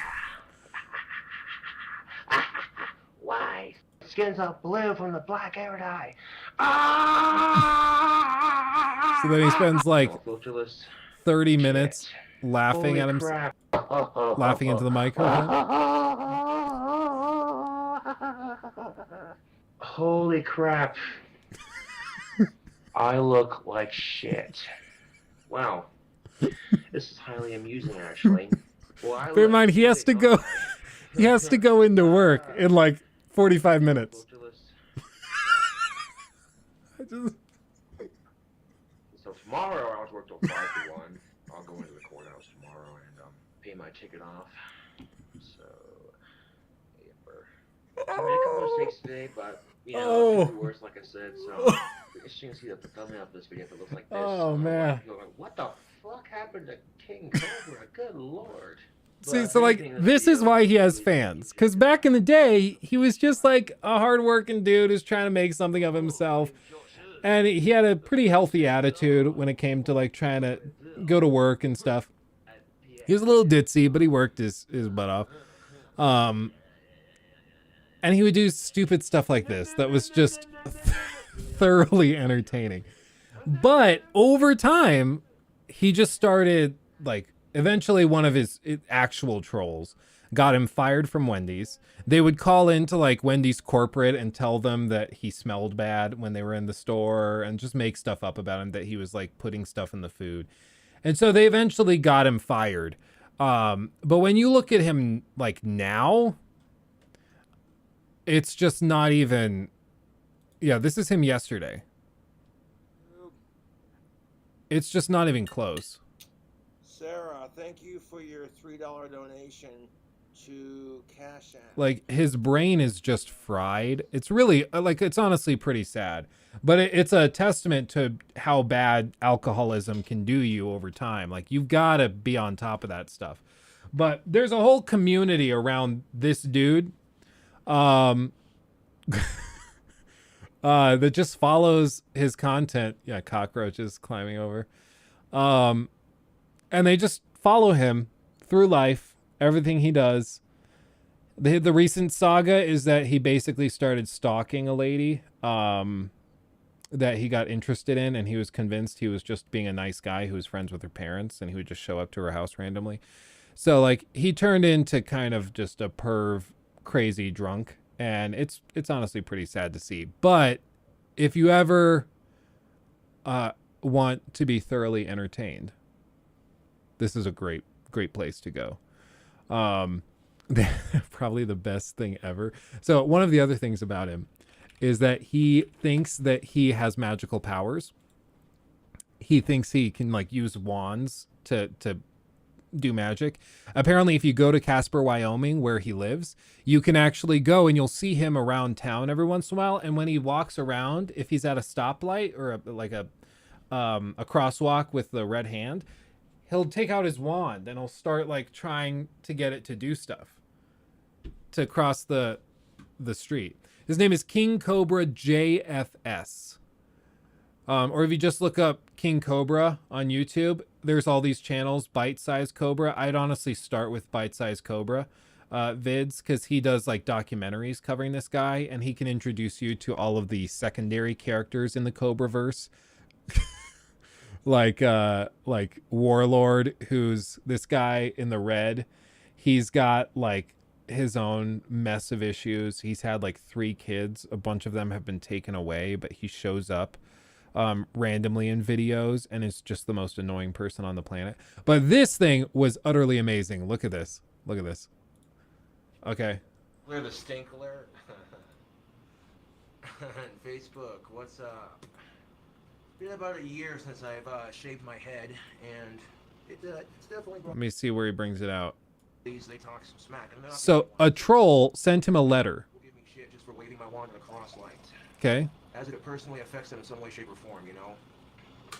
Oh, yeah. One thing to know, he mixes, like, Monster Energy drinks and red wine and calls it Cobra Blood. And that's what he drinks. Like, red wine and Monster Energy drinks. And it's, like, one of his trademark mixed drinks that he makes. It's utterly amazing. Yeah, I bet he bought the Hogwarts Legacy Collector's Edition. Probably. I don't think he can afford it, though. Like, one of the other things is that he will regularly, like, stream, and he's like, yeah, my account right now is $39 negative, so if we get some donations to catch that back up into the positive, that'd be great. Stuff like that. Like, but anyway, watch this. A troll sent him a letter, right? Remember, he thinks he has magical powers. He's that, like, unfortunately delusional that he thinks he is actually magical. Crush for the fans. I also got a letter from the White House. I had to cover up my address for obvious reasons, but there you go. All right, so let's take a gander here and see what we got. And honestly, I want to keep this letter just because of what it says. All my trolls love to talk smack about my dark magic, but right there, read it in print, ladies and gentlemen. I want to read you this letter because this is just a trip, dude. Dear Joshua Saunders, Josh, or as I and my team know you, Gothic King Cobra. I have always said I know the best people. Everyone who knows me knows I know the best people. They always say that about me, the best people. When the time comes, I will do more than this, but for now, I would like to personally thank you for your help with ISIS. Your magic has done much to help us with our war against the terrorists.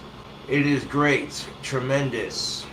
I know you are very busy in your fight, but it would be for the best of this nation if you were to use your magic to help in my re-election.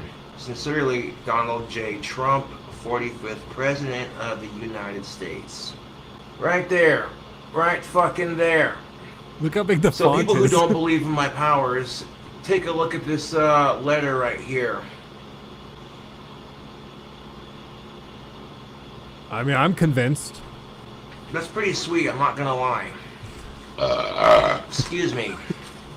You know, and I thought I was hearing things too, because during one of Trump's speeches, they talked about how they took out the leader of ISIS, and people in the room said, praise Cobra's magic. I was like, nah, I'm hearing shit. And then I just got that letter in the mail today. Cheers to that. So he just admitted, like, he hears things. He was watching a speech that Trump gave, and after the speech, he thought he could hear the crowd chanting, praise Cobra's magic. And he thinks, for real, that President Trump at the time sent him a personal letter thanking him for using his magic to defeat ISIS. And, like, this is one of those things, like, the trolls are pretty creative, and they do mess with him in pretty hilarious ways. Praise Cobra's magic, yeah. It's just like, if you ever want to go down the rabbit hole, there's so much stuff with King Cobra. Honestly, like, the way I would personally recommend that you start is go to this playlist and watch the Wendy saga that they cut together. It's a 3-part thing, 3 hours total. If you think that that's too much time to devote to this, you have no idea. There's so much here. But it's like 3-hour long chunks of the documentary, and it covers from when he started back, June 27th, July 11th, 2012. So back in 2012, when he first got his job working at Wendy's, and he does these little videos of him.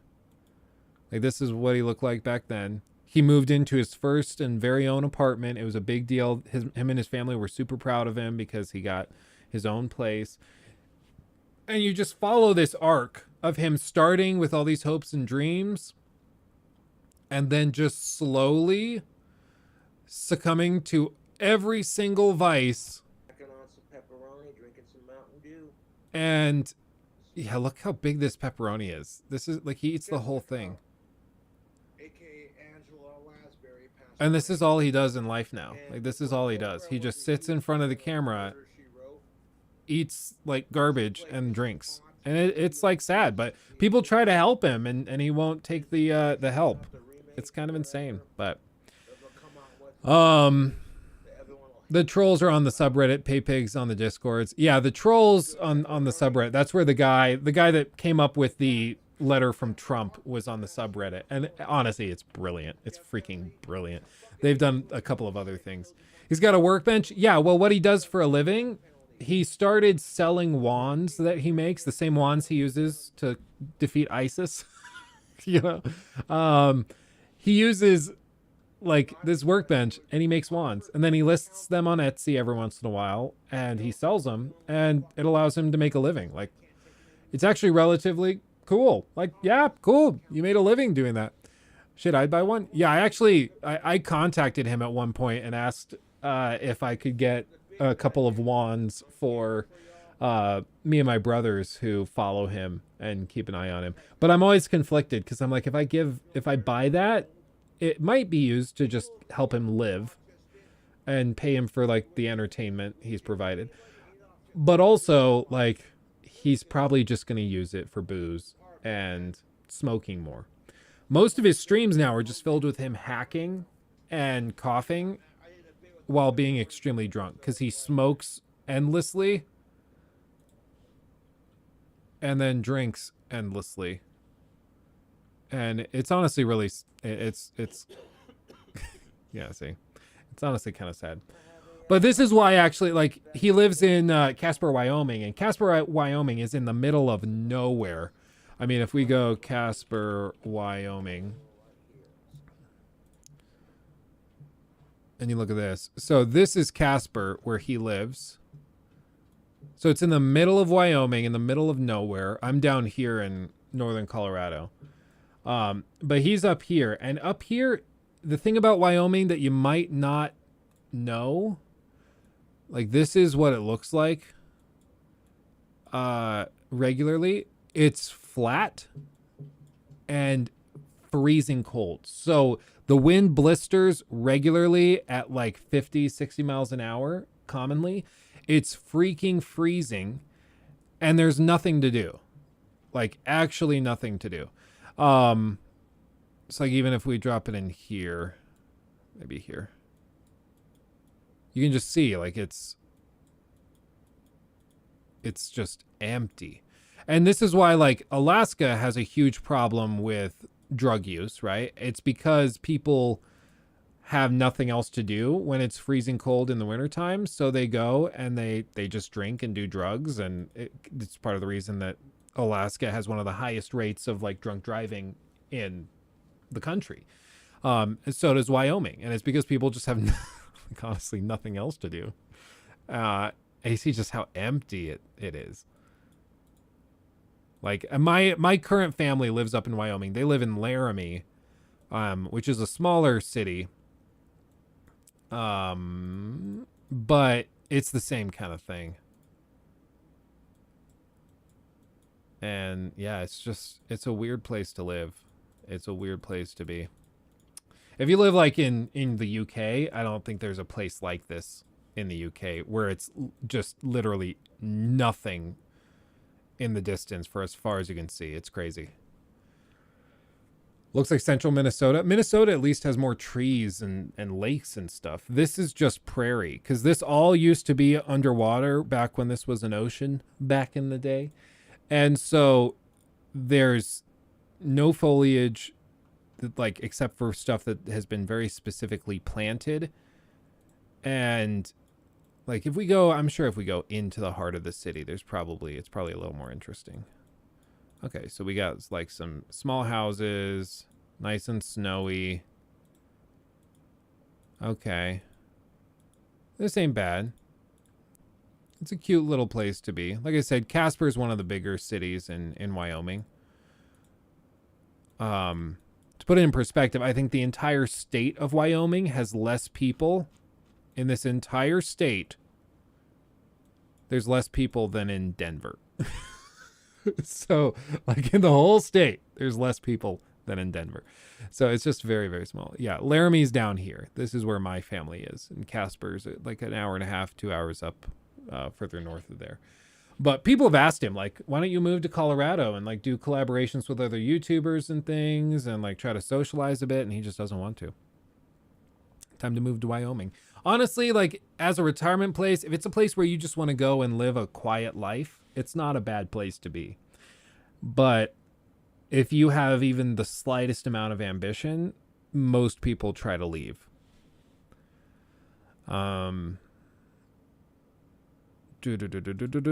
There's a mice experiment that showed that bored mice would drink morphine water, but the happy mice, but the happy ones with a park and playmates didn't drink morphine water at all because they were satisfied elsewhere. That's really interesting.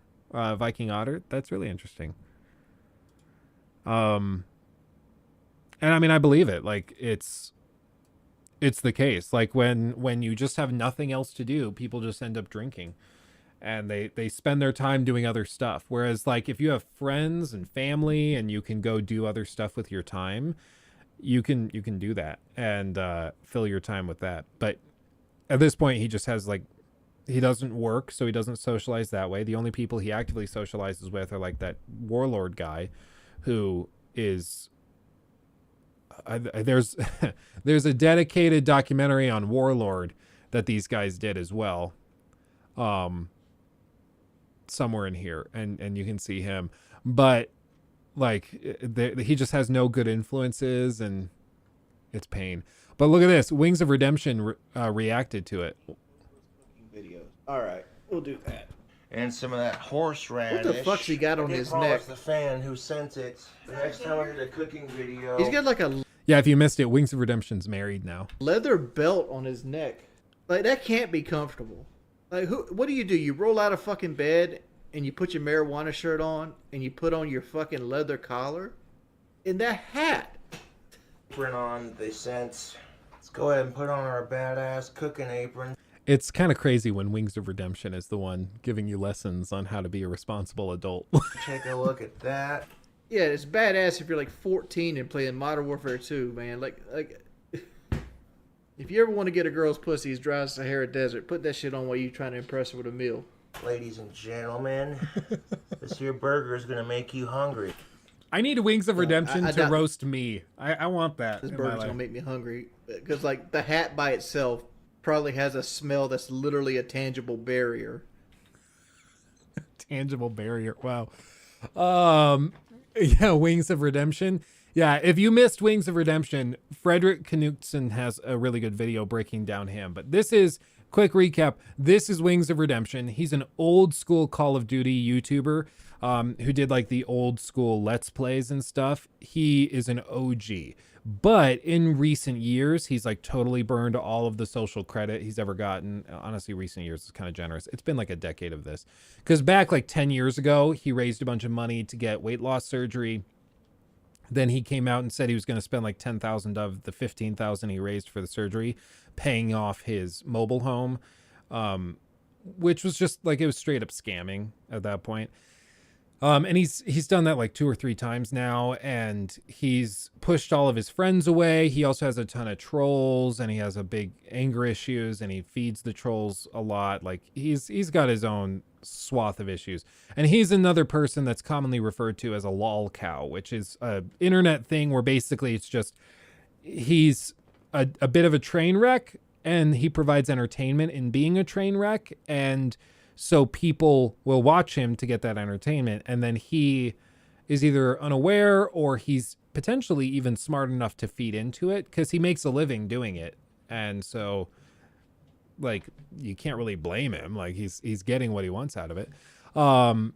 So, yeah, he's a lol cow in the same way that like DSP is at this point. And King Cobra JFS is also a lol cow in his own way, but not in the gaming space. He's just a lol cow because he's a really weird dude from Casper, Wyoming, who thinks he has magical powers and that Donald Trump sends him personal letters. Of all other people in the fucking world. Like, you could put that hat in a doorway and it would probably be better than like a shield and rainbow. Grab up some of that Texas toast. We got 2 pieces of it right here. I've said it before. I'll say I kind of like Wings of Redemption. Like, I know that he probably, I don't think he's the best friend. Like, he'll throw you under the bus if it's gonna be the best thing for him. But I kind of like he's just fun. He's a funny guy. I think we'd get along. Here, beautiful. Those chimichangas I mentioned earlier, we're going to put those in the microwave. Get them ready to. Is he literally cooking Texas toast in the microwave instead of using a toaster? Oh yeah, that's good enough on that one. Motherfucker, you burnt this shit. Now to our bottom bun. What should we do next? Drop a slice of this here. I know what you should do next. You should get some fingernail polish remover and take that shit off your fingers and get a new hat. The hat, maybe. I kind of like the fingernails. I'll be real. I've always liked the black fingernail look. Yeah, look at that. Look at that. Look at it. Yeah, let's go back and look at that. Look at this bread. This bread looks like my fucking rank in Rainbow Six, which is moldy bread bag. See, that's funny. It's just funny. You got to give him credit for that. But he's making like, what is a chimichanga sandwich like with American cheese? $2 store fucking chimichangas, and I'm using chimichangas in the loosest form possible. This is basically discount meat wrapped in a tortilla that was frozen 5 seconds ago with a piece of American cheese over top of it and 2 sad ass fucking microwaved Texas toast breads. You can tell he's not cleaned out Look at this pan. that frying pan in a minute. Like, look right down here. Like, this is like remnants of like grease and shit. That pan, because people have been following King Cobra for so long, people have clips of this pan when he first got it, like 10, 15 years ago, whenever it was. And this thing used to be like all silver. He literally has not washed this pan in years, in over a decade. He just cooks in it, and then he sets it aside, and then he cooks in it again. On loop. For years.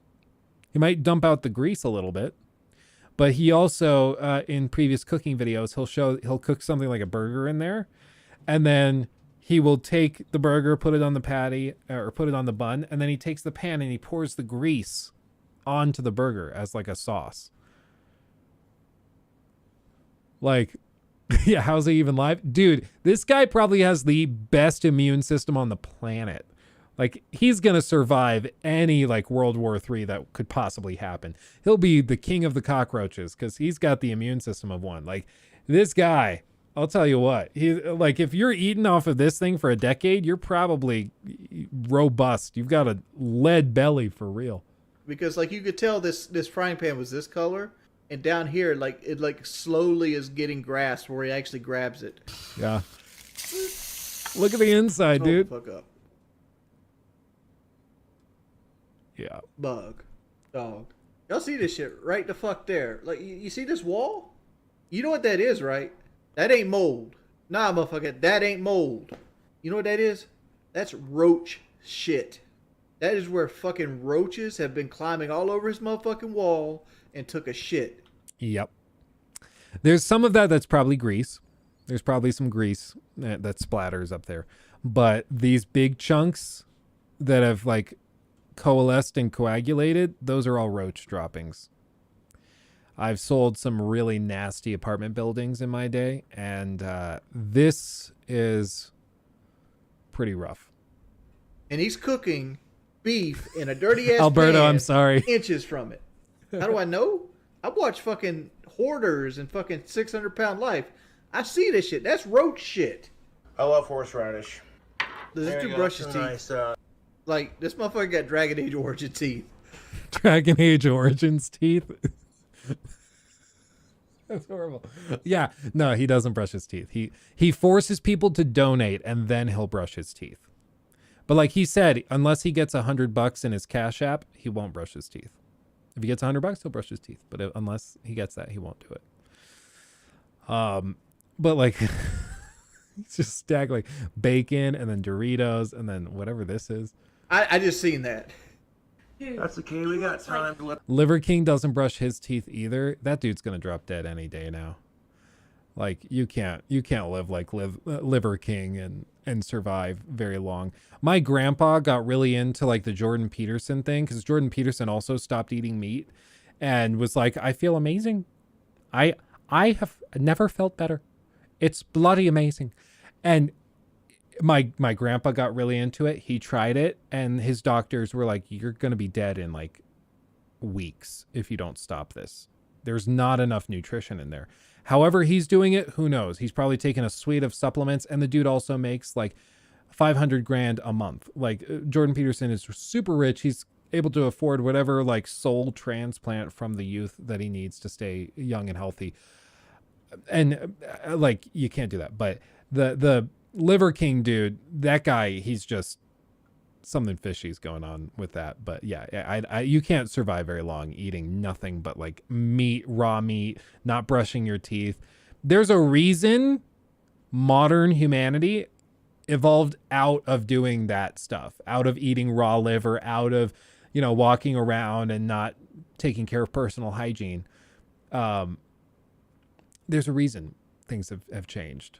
Liver King's on steroids. Yeah, probably. He's probably on a suite of things. Let the burger cool off.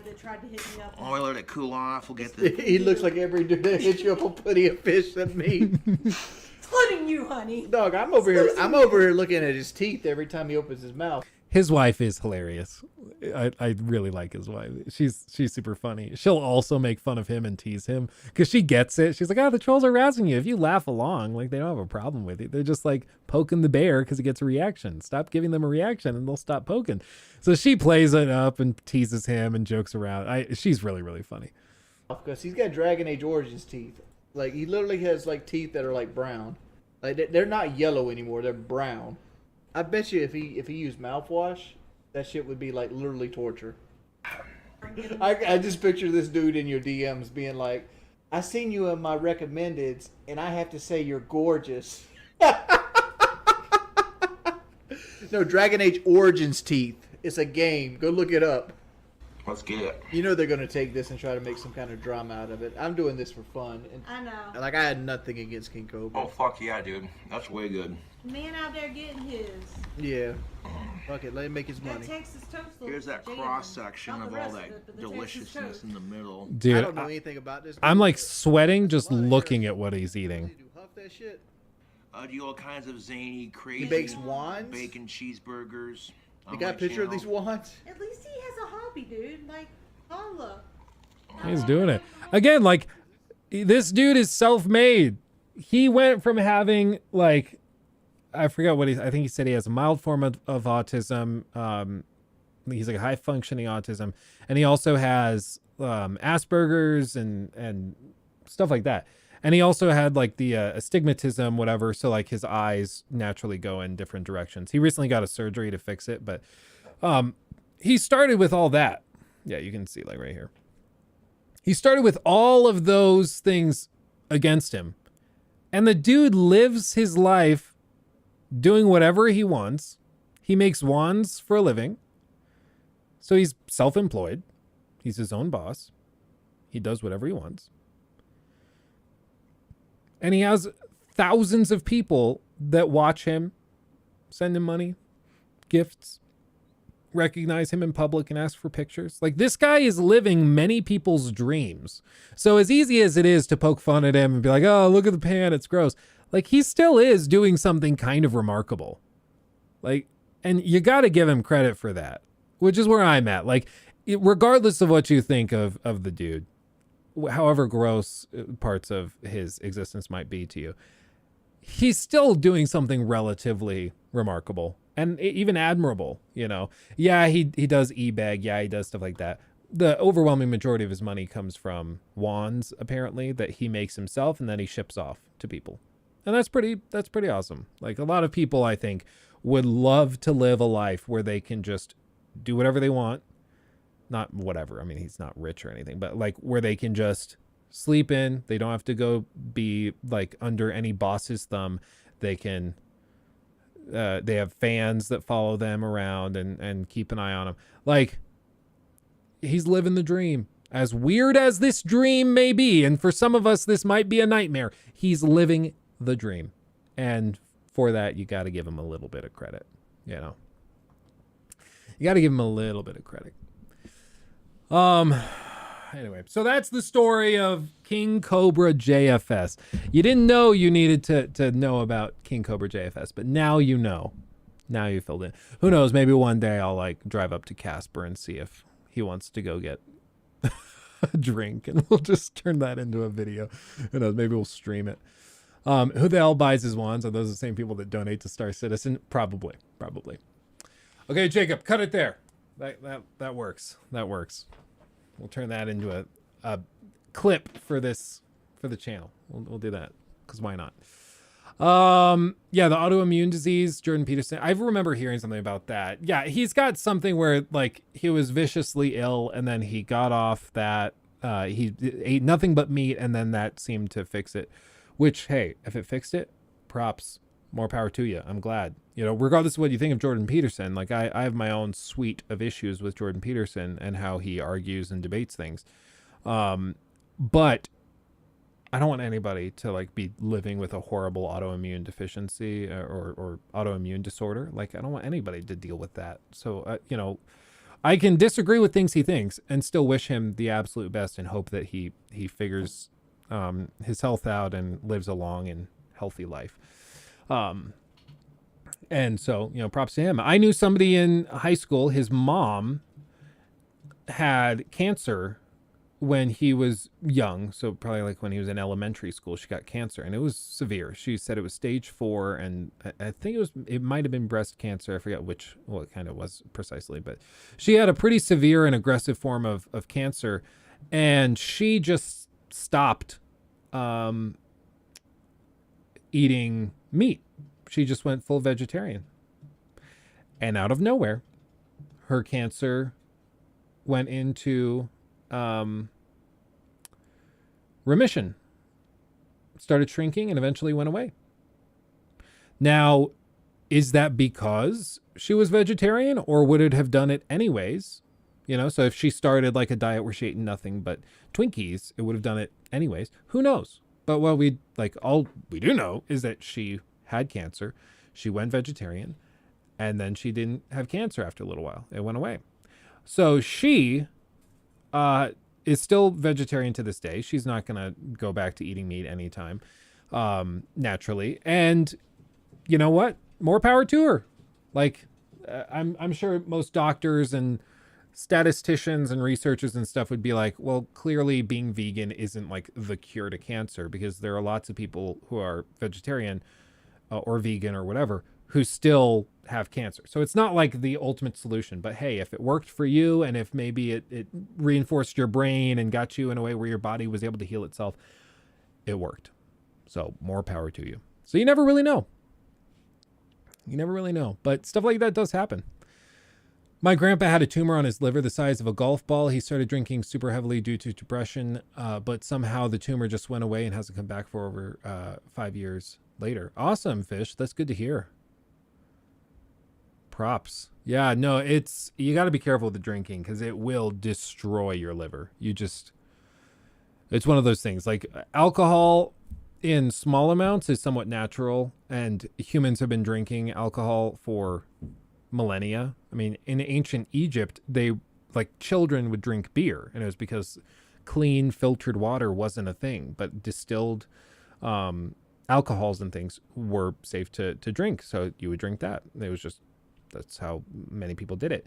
And so it's something that we've become accustomed to as a species for sure. Even animals are somewhat used to consuming moderate amounts of alcohol, but like drinking Everclear, yeah, that's a problem. Like King Cobra in one of his videos, he does a mixed drink where he calls them drink combinations, where he just took Everclear, which if you don't know what Everclear is, it's literally 95% alcohol. It's just pure alcohol. You're supposed to use it like in cooking or in like big bowls of fruit punch and stuff when it's just fruit punch and then you want some alcohol, so you pour that in, so now it's boozy even though it was just fruit punch. But he would take it and he would do like a splash of Mountain Dew and then a full shot of Everclear, and then he would do the shot, and he would start his streams that way. Like, no wonder his brain is fried. Like, that'll do it every time. Shoe Nice deep dive. I've heard stories about Shoe Nice, Fish. I've never gone down the Shoe Nice rabbit hole. I've watched some of the clips on PKA where they explain kind of what's going on with him, so I don't fully understand all of it. I don't really understand the whole thing with Shoe Nice, but I've heard some horror stories.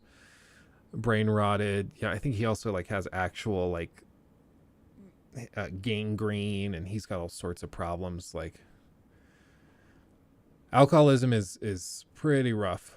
Have you seen Nikocado Avocado? Yes, I have. That is a human being who is literally just writing it out. Living his best life while he can, and then he's gonna die of a heart attack out of nowhere. He will do mukbangs every day. Some of them just by mathematically, some of them he has to be filming in the same day, where he will do 2 to 3 mukbangs in a day. And if you don't know what a mukbang is, it's literally where you order everything on the Taco Bell menu and then you eat all of it in one sitting in 30 minutes. And he cuts that into a video. And he'll do that a couple of times a day. It's literally killing. Yeah, he's killing himself for the content. And he said a couple moments where he's candid and he kind of breaks character, because that's not actually him. Like, he doesn't actually talk like that and act like that. It's like hyped up. But he has said a couple of times that he is like not going to die poor, and he doesn't want to exchange this standard of living, because he knows if he were to like stop doing the mukbangs and then start like a weight loss journey channel, those videos would do 1/10 of what his current ones are doing. And likely he would have to move out of his multi-million-dollar penthouse apartment he has. He'd have to sell his cars. He'd have to completely change his way of life. So instead of doing that, he's just like, okay, I'll be dead in 5 years, but I'm just gonna, go for it and live my best life. And to a certain extent, like, if you're aware of what you're doing, I can disagree with what you're doing, but it's your right to be a dumbass and shorten your life by eating 30,000 calories in a sitting multiple times a day. Like, it's your right to do that. You're freaking stupid for doing it, but as long as you understand the consequences, like, I can't lock you up. I can't put you in jail. I can express my disdain and my disapproval, but I can't do anything about it, Yeah, Nikocado avocado, yeah. Yeah, I'm gonna be dead in 5 years, but fuck it, we ballin'. Yeah. Let's see. How much weight did I gain after the baby? For my dad bod, I got started right away. And I probably, like, from the time the baby came to when, like, at my max, I maybe put on like 6 pounds, just because, like, all activity went out the window. We were staying home with the baby, and, like, yeah, you for a little while you end up very inactive, but I shed that all pretty quickly. I mean, really, like, once we got to the point where we felt comfortable putting him in a stroller and I was just able to leave the house on a walk, like, just that gets you good. So, like, it's just about maintaining a certain level of activity, and you're usually okay. Going through the same thing right now, tough. Yeah, no, you just, for one, it's just, like, you got to turn your brain off when it comes to a lot of food. One thing Nikki and I have been doing that's been really good for us is just, like, do not buy snacks. Those snacks, they are a trap.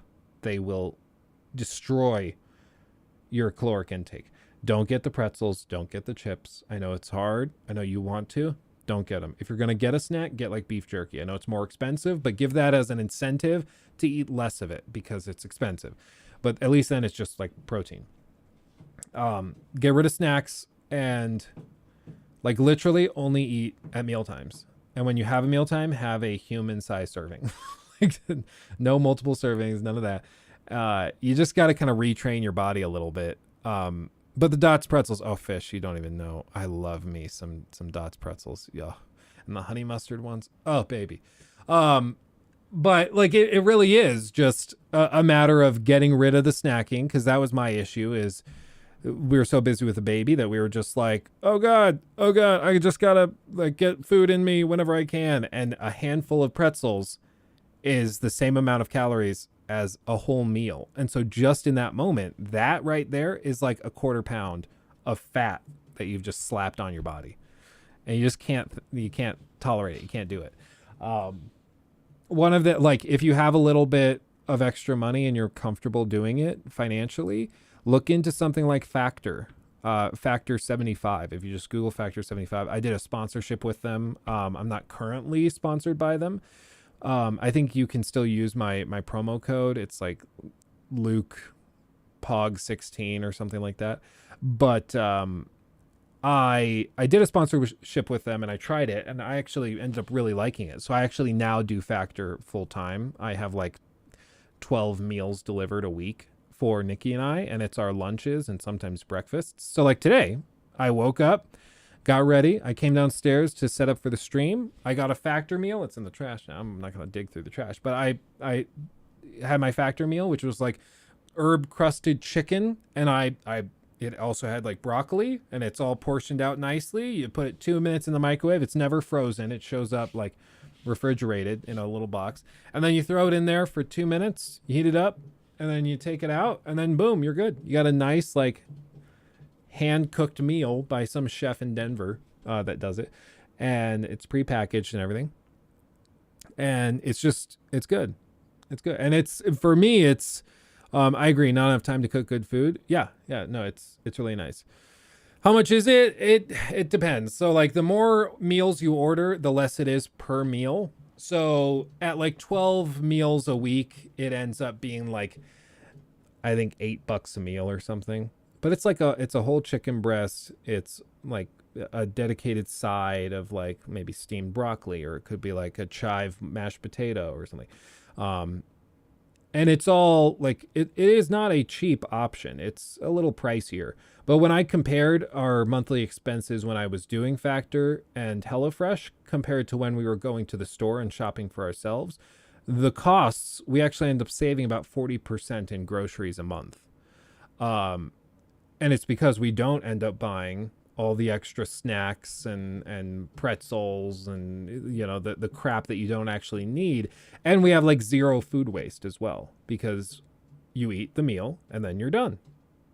There's no like, oh no, we have leftovers and we've got to eat them, so now the leftovers are going to get thrown away. There's none of that. And so it's a little more upfront, but it ends up actually saving us money, at least in the long run. So it's been nice. Pop is awful for you. That destroys the calories. Yeah, if you have any soda, it's dreadful.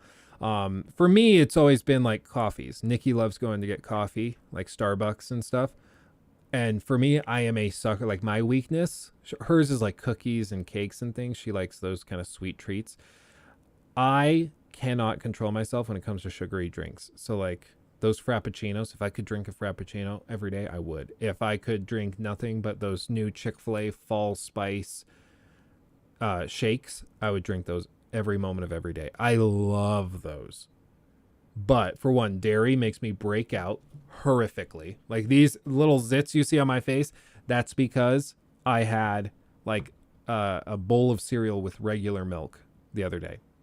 And it caused me to break out that bad. And I'm just now recovering from it. Like it's a 3-4 days thing for me. So dairy is terrible for me. I can't handle it. And then also sugar caused me to break out really bad. So if I want to have clear skin, I have to get rid of those sugary coffees. I just can't do it. Can't do it. But I finally figured out what was doing it. So now, like, if you guys ever see... if you see me like super broken out, you'll know that I'm eating junk food and I'm eating my feelings. I only drink Cola Zero because lots of sugar also gives me breakouts. Yeah, if I ever drink soda, it's like Coke Zero, or it's like if I have milk or something with dairy, I'll swap it for oat milk and stuff like that, and that saves it. But it's just easier for me to just turn off my brain and not do it. Thank you, Imatoshi Singh, for the $1.99. Luke, checked out NFS Unbound trailer. I have not. NFS Unbound. Oh, Need for Speed. I was like, NFS? What's NFS?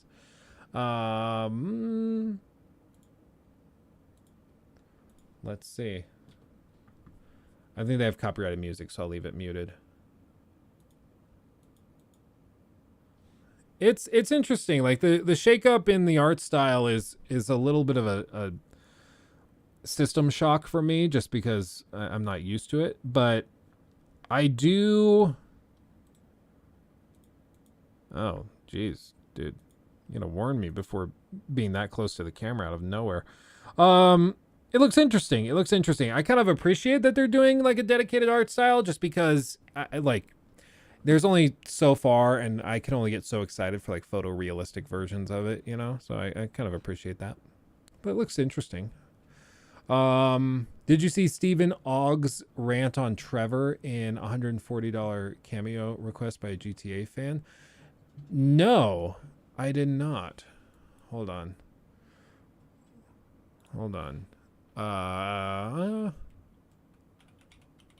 Ogg rant.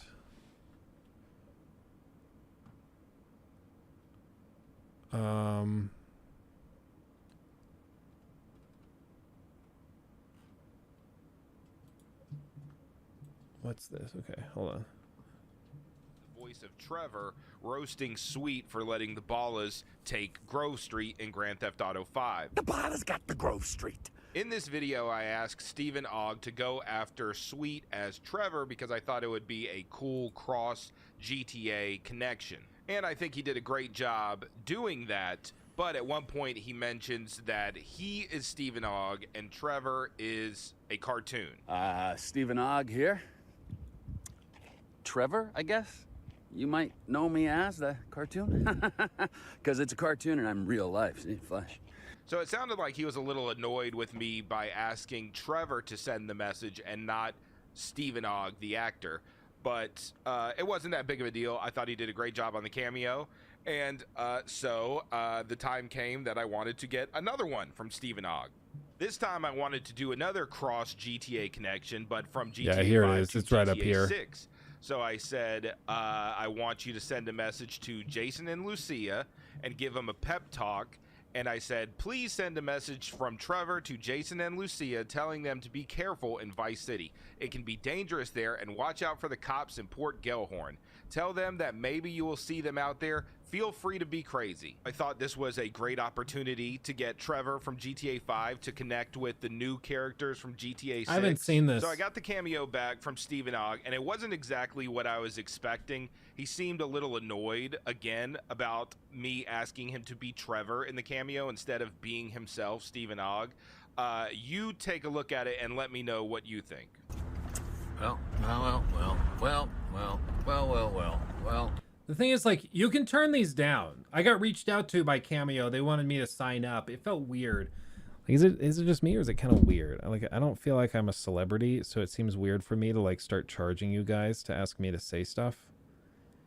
Like, it's just weird to me. I don't know. Maybe it's not weird. It felt weird to me. But they can turn these down. Like, you don't have to do the one that, like, they can put money up and then they can walk away. Jason. Lucia. What the fuck-a-duck-a-duck-a-do?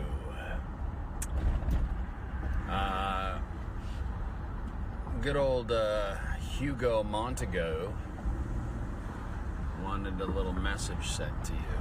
So that's who you can thank or not thank or say, why the fuck did you do this for me? That's up to you. I'll leave that up to your judgment. You wanted me to give you this message from Trevor, which, of course, I'm not Trevor. My name is Steven. Yeah, it is weirdly like he has contempt for people paying him to be in character when he says it's just dumb. It's like the number one guy on Cameo is that guy that played Kevin in The Office. And it's because like he has no problem being like, hi, my name is Kevin and I wanted to wish you a happy birthday. Like he has no problem doing it and being in character and doing it because he just loves that the fans want to see more of him as the character. Yeah. Like it's a totally different attitude. But this guy is like, how dare you ask me to be in character from this thing that you love? And I am an actor. And I'm a recovering actor. Yeah, so I get it in a sense, and I don't get it in a big sense, too. You know what I'm saying with that? I don't. I get it if you're like sick of Hollywood and the grind. I get it. Like, everybody hates Hollywood. Hollywood is toxic and evil. We get it. But you made a ton of money and now you're famous and people recognize you and want to give you money to be somebody and to inhabit a character for 30 seconds that they know and love. Like, come off it. Come off it. I'm sure it gets tiring. I'm sure it's a little exhausting. Just like Harrison Ford constantly being asked to be like, hey, Indy, you know, it's like that was 50 years ago. I kind of get that attitude. I understand that it's probably repetitive at this point. Like I get sick and tired of people being like, hey, Luke, I'm your father. Because I'm like, I've heard that every day of my life since I was born. And I'm not even the real guy. So like, come on.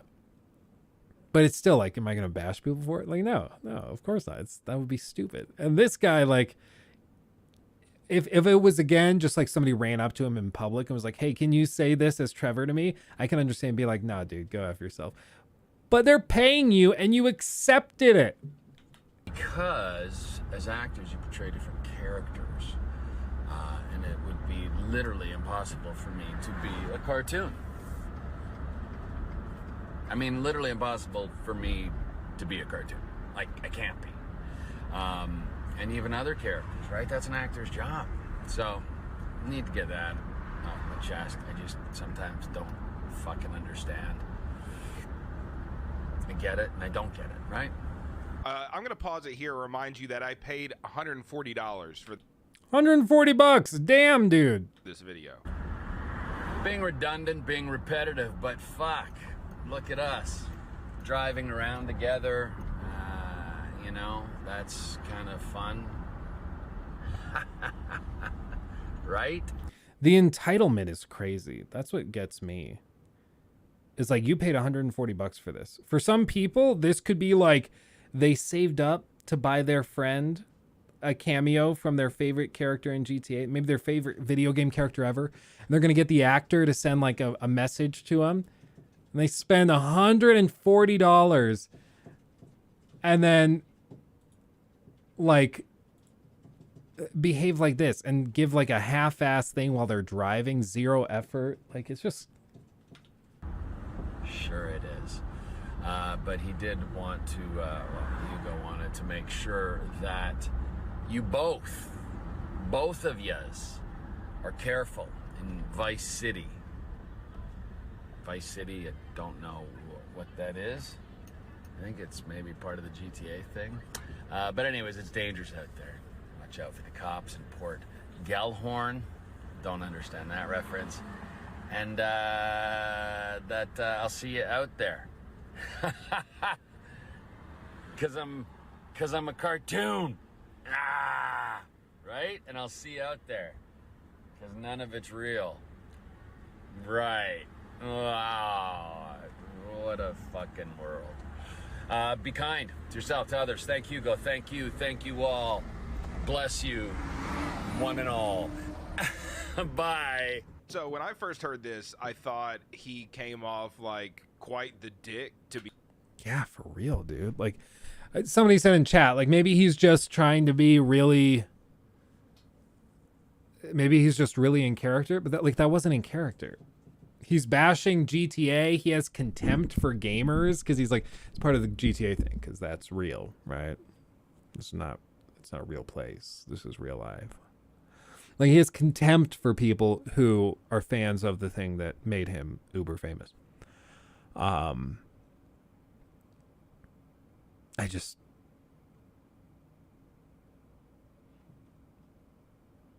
It's weird. It's just weird. It comes off very badly, very, very poorly. He's probably trying to spin it now as like, oh, I'm just like trying to be, I was in character and I was trying to do like a meta thing where I'm Trevor, but as Steve. I don't know. It comes off weird. Like, I see that and I just think, what a dick. What a dick. Yeah, I agree, Red Room. No, he's being a dick, but you can get his perspective. Come on. I can understand. He's probably sick of people constantly asking him to do Trevor voices and to do something crazy like Trevor and whatever. I'm sure it gets a little dry and tedious. But again, he can turn it down. The people from Harry Potter can like turn stuff down all the time if they don't want to do it. Like the guys from Cold Ones, they did a video where they went on Cameo and tried to pay a bunch of celebrities to say outrageous stuff. And Gilbert Godfrey, of course, rest in peace. He said everything that they asked him to say. But like a bunch of the Harry Potter people turned it down because they didn't want to say gross stuff. But he just like, you can turn this stuff down. So if you're going to take it, deliver the product satisfactorily. But like, he does this crap? Like, come on, man. Come on. Hey, Luke, how much would it cost me for you to say, I'm Commander Shepard and this is my favorite store on the Citadel? Nothing, apparently. I'm Commander Shepard and this is my favorite store on the Citadel. Ned, Luke, and him are in stark contrast. Luke is so much invested in the series. I'm not going through the list. Gee, check my spotlight. Yeah, I don't know. It's just, that's really pathetic. How